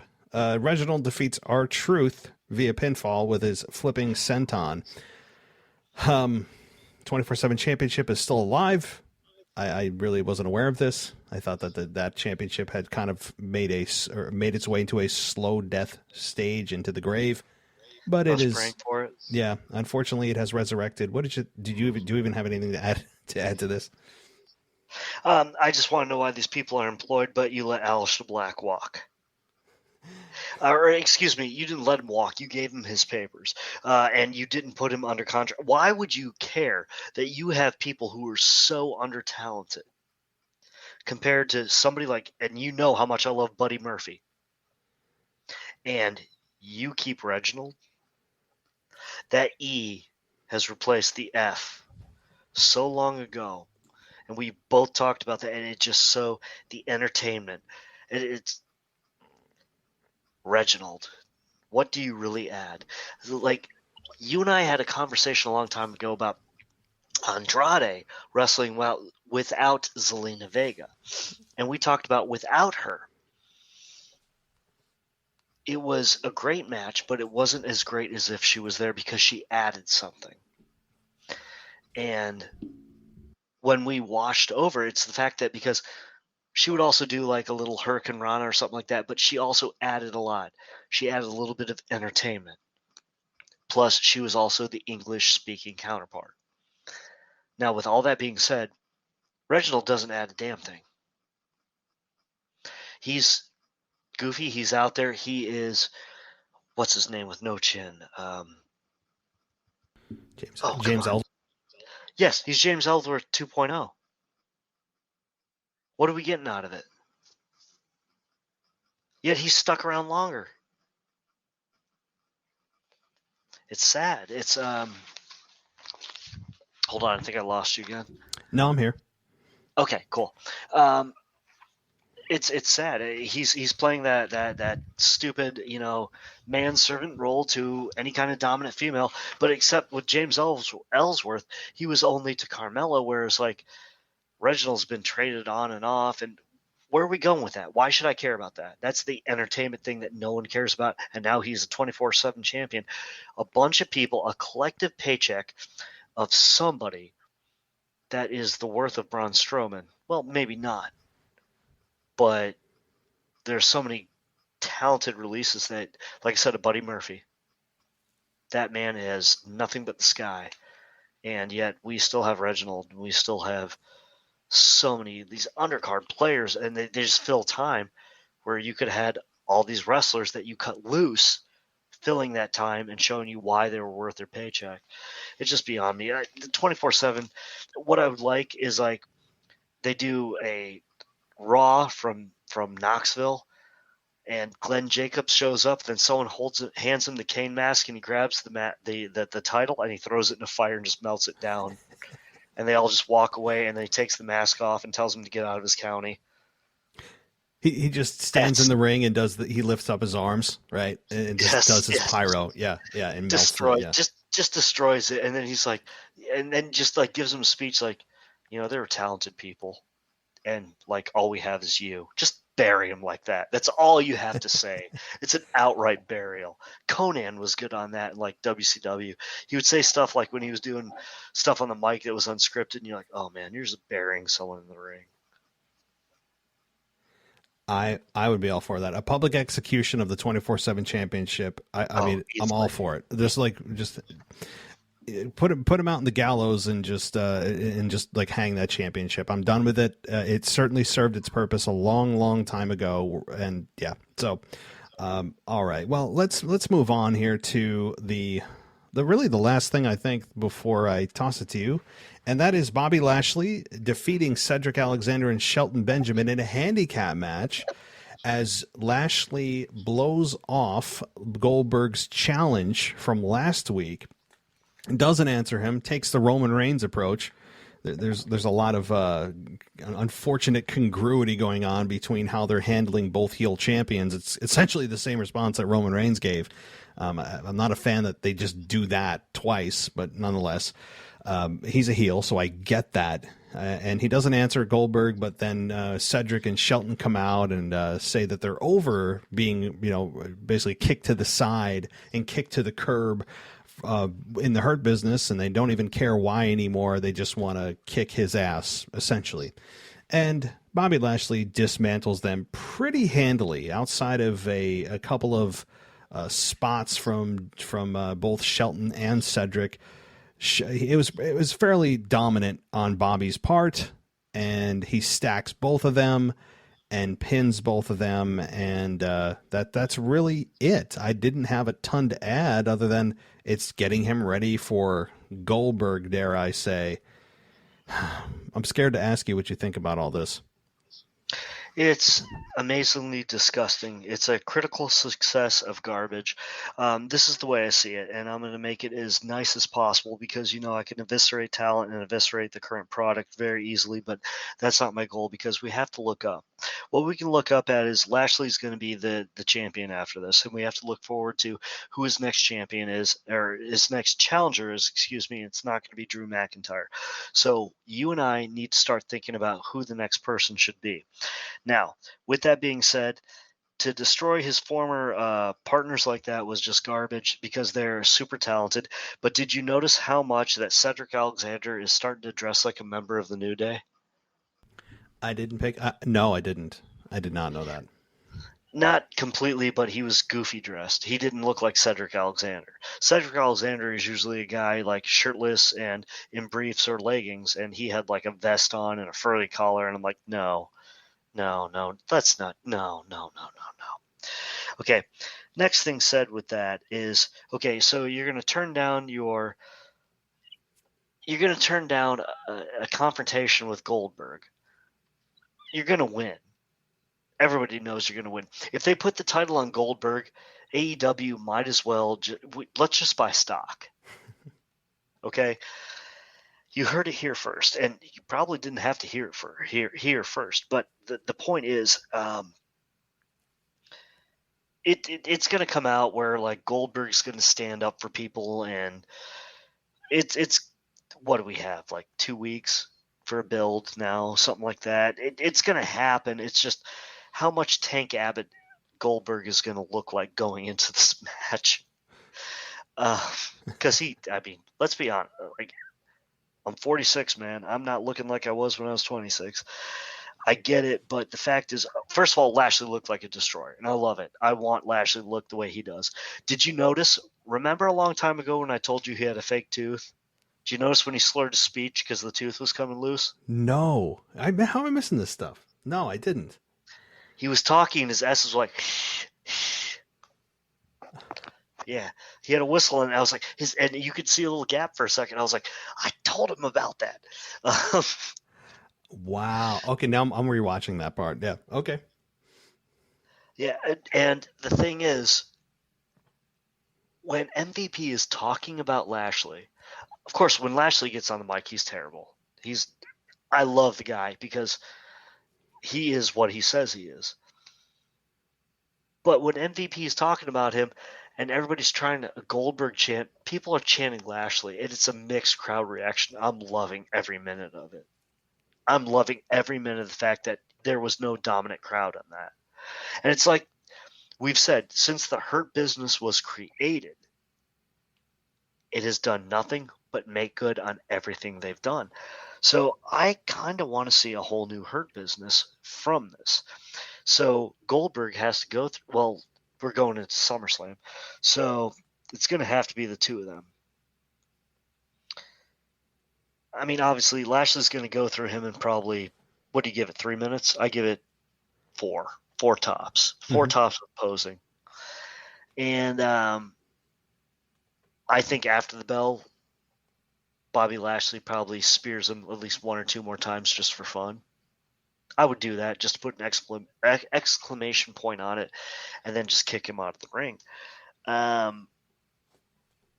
But like pinning the old partner, like Shelton Benjamin, come on, man. That guy's done so much for the business. He's still in great. Why bury somebody so great? I don't get, like, okay, I get he's older. But a true tag team, him and Cedric, are really great. They're not as true as like War Machine or War Raiders, Viking Raiders, whatever you want to call them. But you could have a tag team project between them on an undercard.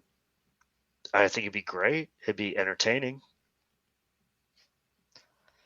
I don't know. I'd like to see a new version of the Hurt Business being brought up.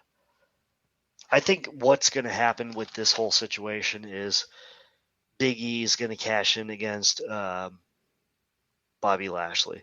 And the whole thing was Big E was supposed to get the push before Roman Reigns. Everybody thinks it's going to go that way, but I think they're going to hold off for Roman Reigns versus Drew in the long run. So I don't really want to see Big E versus Lashley. I think the styles aren't going to match.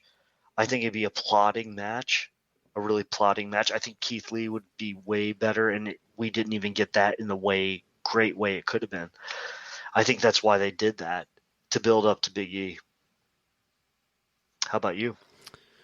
Well, so that's interesting about Big E. I mean, I've always assumed that he was going to cash in on Roman at some point, but with Roman so hot, I wouldn't take the belt off him. I mean, probably for another year. I know some people are, what are you talking about? I mean, no, like I would have Roman at the point of people actually throwing things at their television or throwing their phones across the room that they're so mad at the Roman character for continuing to hold that belt. That's how mad I would want my fans, because anger. Oh yeah, you want that heat? Hell yes. Anger's money, but people don't understand that. So anyway, if you're listening to the show, of course, you're the above the average wrestling fan in terms of knowledge, typically, because a lot of fans don't listen to wrestling podcasts. So that's not you, listeners. You guys are the smart ones. That said, good save, huh? I would say this, that Bobby Lashley is a guy that I love him as champion, and I think that he showed one good promo. Was it 2 weeks ago when he ended Raw and he looked like he was going to turn on MVP? He didn't, thank God. It was just before the pay-per-view when he was facing Kofi Kingston, and he cut a promo, and I thought it was one of his best promos in WWE. It felt real. He was saying, enough with the ladies, enough with the champagne. I'm going to get my joy out of hurting people. And I loved that. That's, to me, the real Bobby Lashley. So I've seen glimpses of good promos, but he's not known for it. It's more the exception than the rule. So I think Bobby Lashley, after SummerSlam, assuming he beats Goldberg, God help us, after it's finish, after kick out, after finish. We all know what a Goldberg match looks like, which unfortunately also limits the opponent because they have to be limited by Goldberg's limits, which is essentially everything but finishing maneuvers. So that's assuming he goes through Goldberg, and I think he will. What about Brock Lesnar, right? I mean, do they hold off Brock? I'm assuming they couldn't get Brock, and Goldberg was a second choice. But do you see Brock Lesnar coming in at the end of SummerSlam, or would they hold off Brock, if they can get him, towards WrestleMania maybe next year? You can't do it without Paul. You can't do it without Paul. That's the biggest thing. He would have to be the inter-show manager, and then it's going to create controversy between he and Roman Reigns. But the thing is, you could get Brock, but without Paul, he isn't anything. There's no one to speak for him. There's no one to control him, because Paul does control him in real life. And not control him, not like, but you know what I mean? Like, he can actually talk to him. He can relate to him. He can actually speak to him. Like, he's his speaker, so to speak, like a whisperer. And without him, no, there's not a prayer in hell. And there's no way you could split them up. So he'd have to be on SmackDown, or he'd have to get rid of Roman Reigns, vice versa, whatever. What I think would happen is that those two have never done it. And Bobby Lashley wants it. Bobby Lashley is a very healthy person, and Brock has diverticulitis. I'll say it. I've seen Lashley's fights. I've seen Brock's fights. I'd love to see it. And I think that something would happen in the ring, and it would break down. That's why they keep those two separate. That's why they keep those two oxes separate. And I don't think it's ego. Just Lashley wants it. Brock doesn't. That's a lot of mentality behind it. And I don't think that Brock thinks he'll lose. Who knows? It could be over in 5 seconds. A one-punch jab could knock anybody out. So you could be the best fighter in the world, but, you catch somebody on the wrong day. But the fact is, Bobby Lashley has always wanted the fight. Not necessarily the match, but actually the fight. So do you think that they could actually build that? I think they could. I think it would be the biggest slop ever, because if Lashley ever beat Brock Lesnar, and soundly, especially if he knocked him out, So, yeah, I could see it coming back, but how do you handle it without Heyman? Who do you have? They could have their fight in Raw Underground. Don't you even, don't you? And what? Who's guest referee? Shanky. Yeah, Shanky's the referee. He's Shank Nasty. He's like, hey, come on in. Oh God, we are building one of the worst TV segments of all time. I know. I apologize to the affiliates. Yeah, really. But the thing with Brock is, Brock doesn't need it. Bobby needs it. Brock doesn't need anything. He doesn't need to do anything. He doesn't feel the pressure because he's a made man for the rest of his life. Bobby Lashley's in the middle of building his career and his legacy right now. And I think Bobby wants it more than Lashley or more than Lesnar does. So, and I'm not even talking about a real fight. I don't think a real fight would ever happen in WWE. I mean, the Brawl for All, if you remember that lovely tournament, actually ended up injuring some people and like 20 people. Yeah, it was bad. And Jim Ross has even said it was awful, and it was his idea. So they wouldn't do that for a lot of liability reasons, for the fact that it would completely expose the product. Somebody would get injured. What if Brock loses in 2 seconds? I mean, there's so many things. You wouldn't want a real fight. But like you said, would they take liberties with each other in the ring? I think so. I think they'd take some liberties and throw some potatoes, and you'd get some receipts, and there would be certainly some real elements going on there. That would be a lot of fun to watch. And ultimately, though, I think wins that, man. I mean, we're booking out to a match that doesn't exist, but probably Brock Lesnar, if he's returning, would probably win it. But again, if Paul Heyman's not there, unless he does double duty, I don't know how you have Brock there without Paul. You gotta.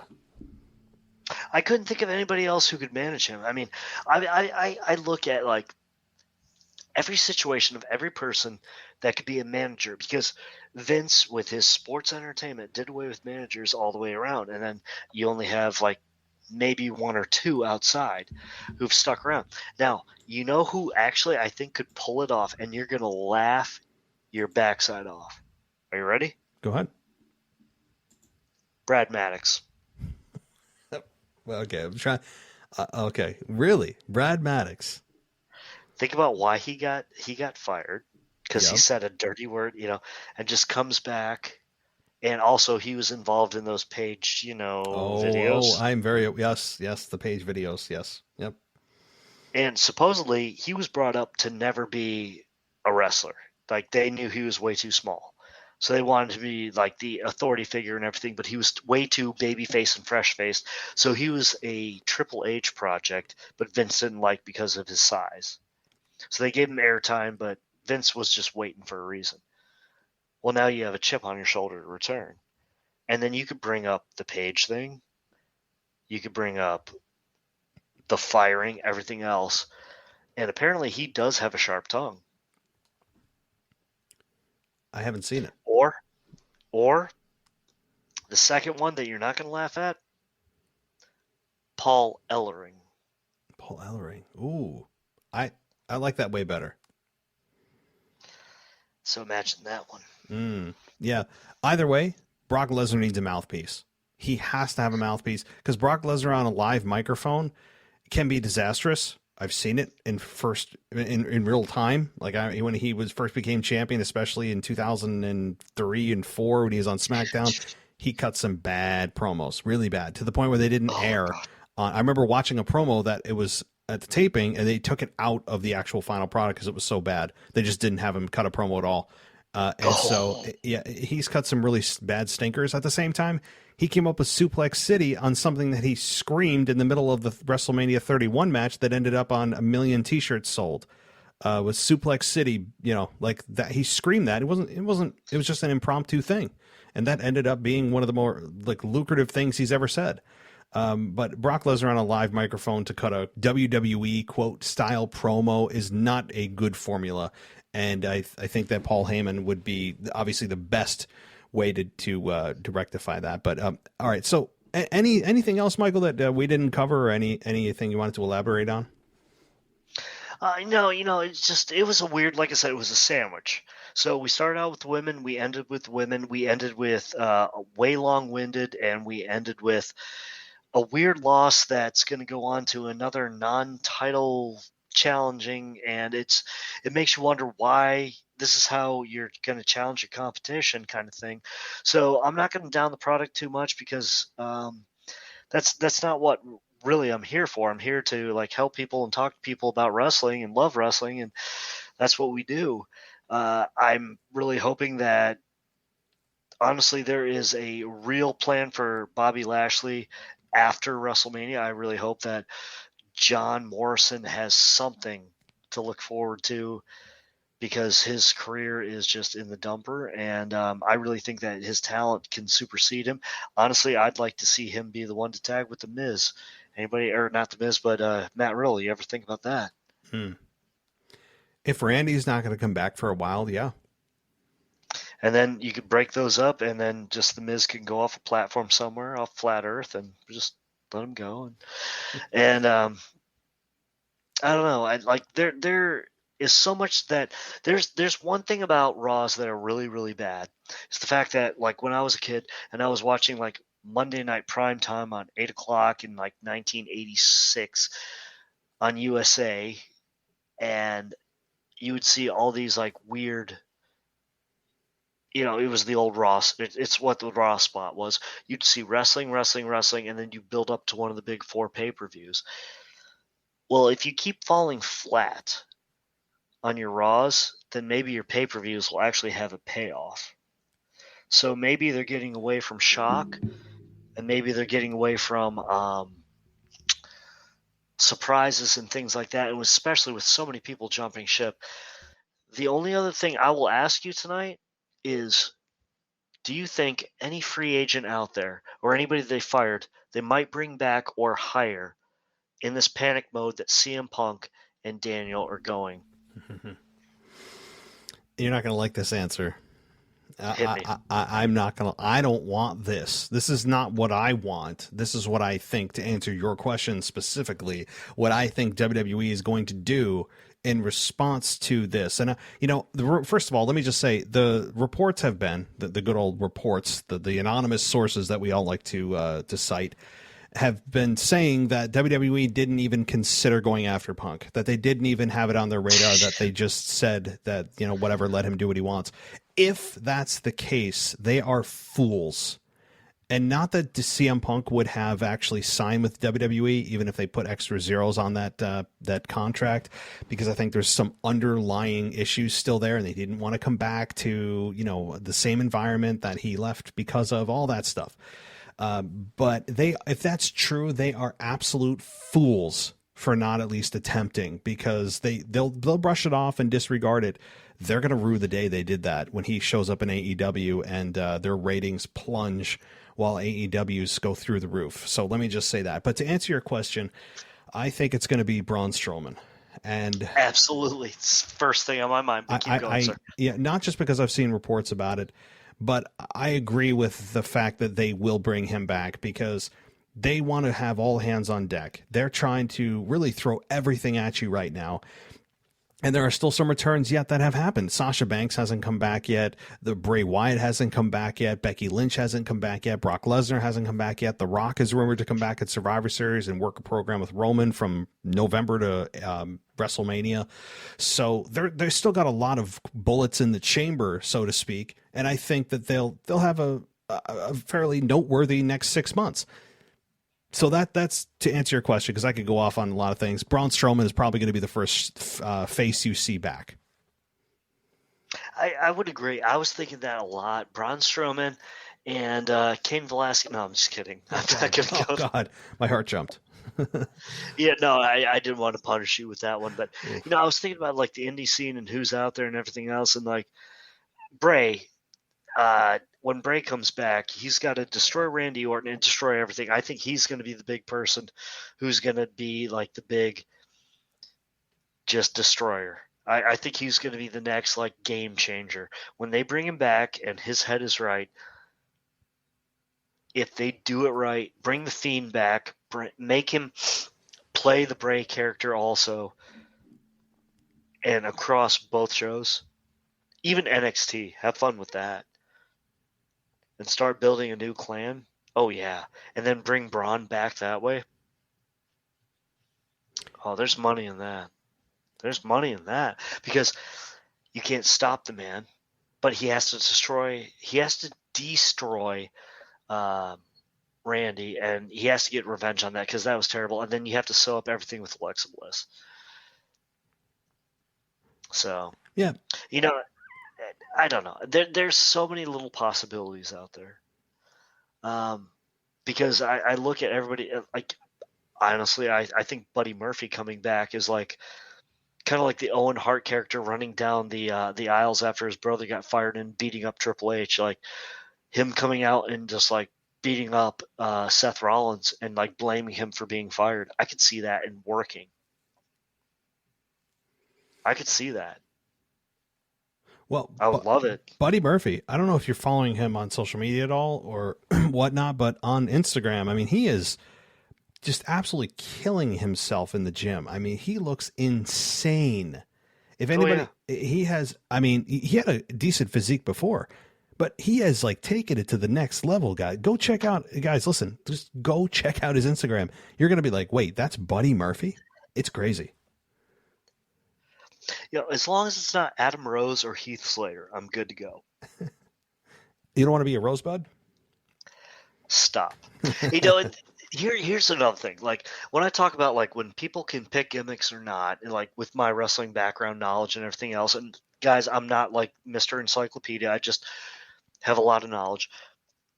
Well, they talked about like what was it, Zack Ryder? Like he got himself over on social media. I'm like, I never saw it. I never cared about it. And so what happened? He got let go, and then they brought him back because of social media. And now he's let go again, and he's what, Matt Cardona or something like that. Does anybody care? Has he got himself over? No. And it's the same thing with the other guy they let go. I can't even remember his name because I don't care. But the point is, like, there are certain people like don't connect with older fans, and there's certain things that are like gimmicks in the moment, and those gimmicks in the moment, like Long Island IZ, it's like, okay, like that whole reality show was cool in like what, 2008?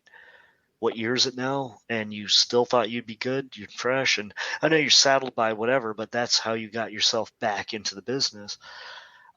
There's only so many Kanes and Undertakers and Bray Wyatt. Like Bray Wyatt has been a gimmick that's lasted 10 years now, or close to. Not even 10, but probably 8 or 9. So when somebody says, oh, something's over, it's like just because people mimic you in the audience doesn't mean like you're that great or you're that latched into the audience. So when I look at your people that we talk about bringing back, like a Braun Strowman, besides the stupid train thing, which we both hate, he was over. He was over somewhat. He got so over that we didn't really want to see him as much as we used to, but yeah, I could see him coming back. Shoot. You know, that's really, there's not a whole lot of people I can think about besides him and Murphy. Nope. I mean, Aleister Black, obviously not, because he's signed. Yeah, signed. Yeah. And I'm sure New Japan's going to suck up a lot of people. Shoot. I'm sure there's going to be some free agents around there, but they're not going to be on that top tier. But even the mid-level tier, I mean, if you know what to do with somebody, you know, it might be a better situation for a person. But well, you know what I'm going to be interested in? I'm going to be interested in whenever Punk and Bryan make their debut in AEW. Whether it's together, separate, whatever, and the world is lit on fire and wrestling fans are losing their minds, and the ratings are through the roof for AEW, at least for that night. I am very curious to see what WWE's response to that will be. Like, what does their next show and shows look like? Does it look like they're in panic mode? Do they try to make it look like they're not, but they really are, with all the behind the scenes signings and all that kind of thing? Like, I'm very curious to see WWE's knee-jerk reaction or lack thereof to what AEW is about to do. That is exactly what I'm thinking about here, because like you said, Braun Strowman, stuff like that, like, who's it going to be? What are you going to do? What's Crash TV? It's going to be Crash TV at that point. That one day is going to be Crash TV or Crash Letdown. It's going to be more Eva Marie or something like that, or Vince thinking like, oh, geez, the people want gender more. And you're like, oh, Christ. Yeah. Maybe they bring back TV 14 for a night and we get to see Lita and Edge have like live sex, right? Like the live sex celebration. Maybe we find out who GTV is. Oh, sorry, he's on AEW. Yeah, it's all those little like situations like that is going to be the biggest moment. That's going to be the biggest moment right now. It's going to be must-see TV for the first time in 20 years since the DVR era, if you like wrestling, period. And you know who the biggest winners are? The fans. Out of all of this, Exactly. we win because it'll feel WWE is going to feel the pressure. And I brought this up in my conversation with Mary a week ago, that WWE, for the first time since the Monday Night Wars, will feel the heat of another company. And it's going to be legitimate pressure from another company, where they have been basically the only ship in the sea that matters for the last 20 years since they bought WCW and the invasion angle and all that thing happened, and then it petered out and it was gone. So TNA doesn't count. New Japan, I mean, again, in terms of true competition, doesn't count. Impact doesn't count. The AEW is the first real competitor to come along and then sign two names that are huge names. One of them is an absolute bombshell of a signing if you get him in. A guy that left WWE 7 years ago. It's been rumored for 7 years he's going to come back. Yeah. This will be a monumental shift in pro wrestling, and I think how WWE views their product by not allowing them to sit on their ass and just pump out whatever they want every week, knowing that, fans will be back next week. They'll be back next week. It'll shake the complacency right out of them, I think. You know what I think also is awesome is the fact that if Punk doesn't like what's going on in AEW, he'll just go home again. Yep. And he said he wouldn't go back to WWE because he didn't want to be on garbage TV. And honestly, AEW has had hit and miss. And have you noticed that they're getting away from all the goofy a little bit more? Well, you probably don't because you don't pay attention to the product as much. Mimi, I'm sure, does. And Ashley does. You're getting away from more of the goofy and the cinematic and everything else. Why would you do that unless you wanted the big guns? Yeah.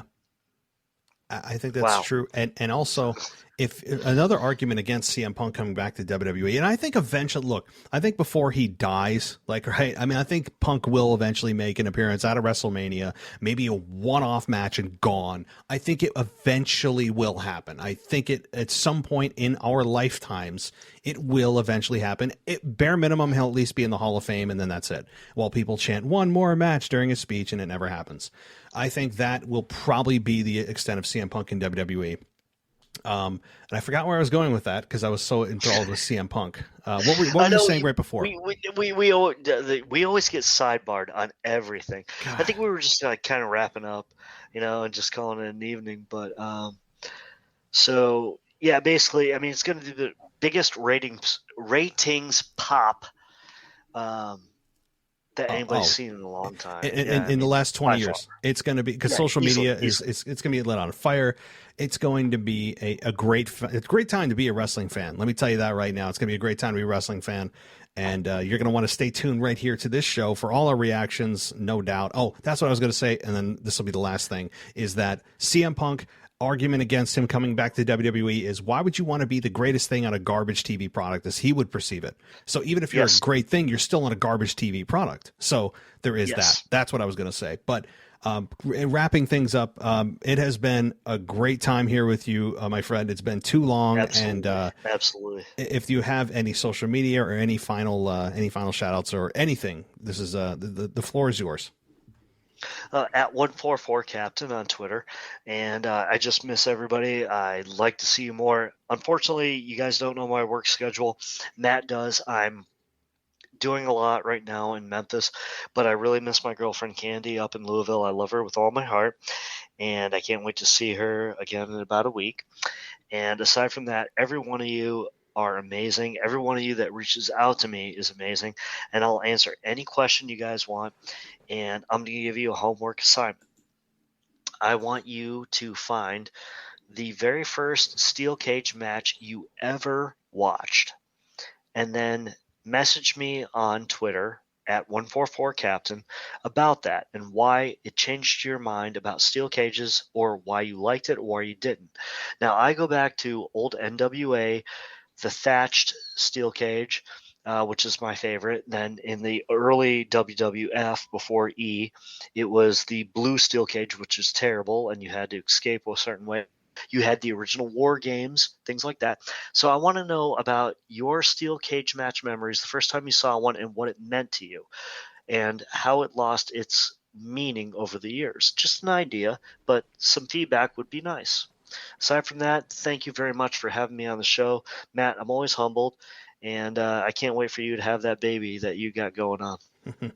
Yeah, me too. We're all just kind of waiting with bated breath so I can get back to zero sleep and changing poopy diapers and all. It's great stuff. I'm not complaining. It's good stuff, but certainly my life is going to change all over again with baby number 2. So this is probably my final week in review, guys, for a while. So no better way to close it out than with Mike. So this is awesome, and I hope all is going to be well with you over the next few weeks. We will reconvene when your life and mine slow down, if there's such a thing.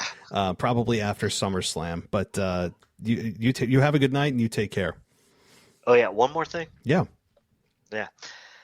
So I saw a Twitter feed with Ashley Mans today. Mm-hmm. Guys, leave her alone. She's just, if you're a guy and you hit on a girl, it's fine.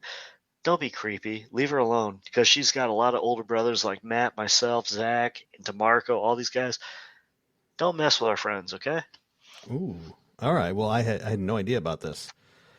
No, it's like some guy was like creeping on her in real life, but you got enough friends. She doesn't need our backup, but be a man in this world. Don't be a creeper. Oh my God. No, I'm catching up now on the Twitter feed. So yeah, agreed. I can't echo that enough, guys. Let's not be so aggressive and just use common sense, right? I mean, anyway, right. Yeah, that's going to lead me down a rabbit hole I don't want to go down. So hey, yeah, definitely, the boys. Yeah, absolutely. All right, my friend. You have a good night. You too, buddy. Have a good one. Bye. All right, bye.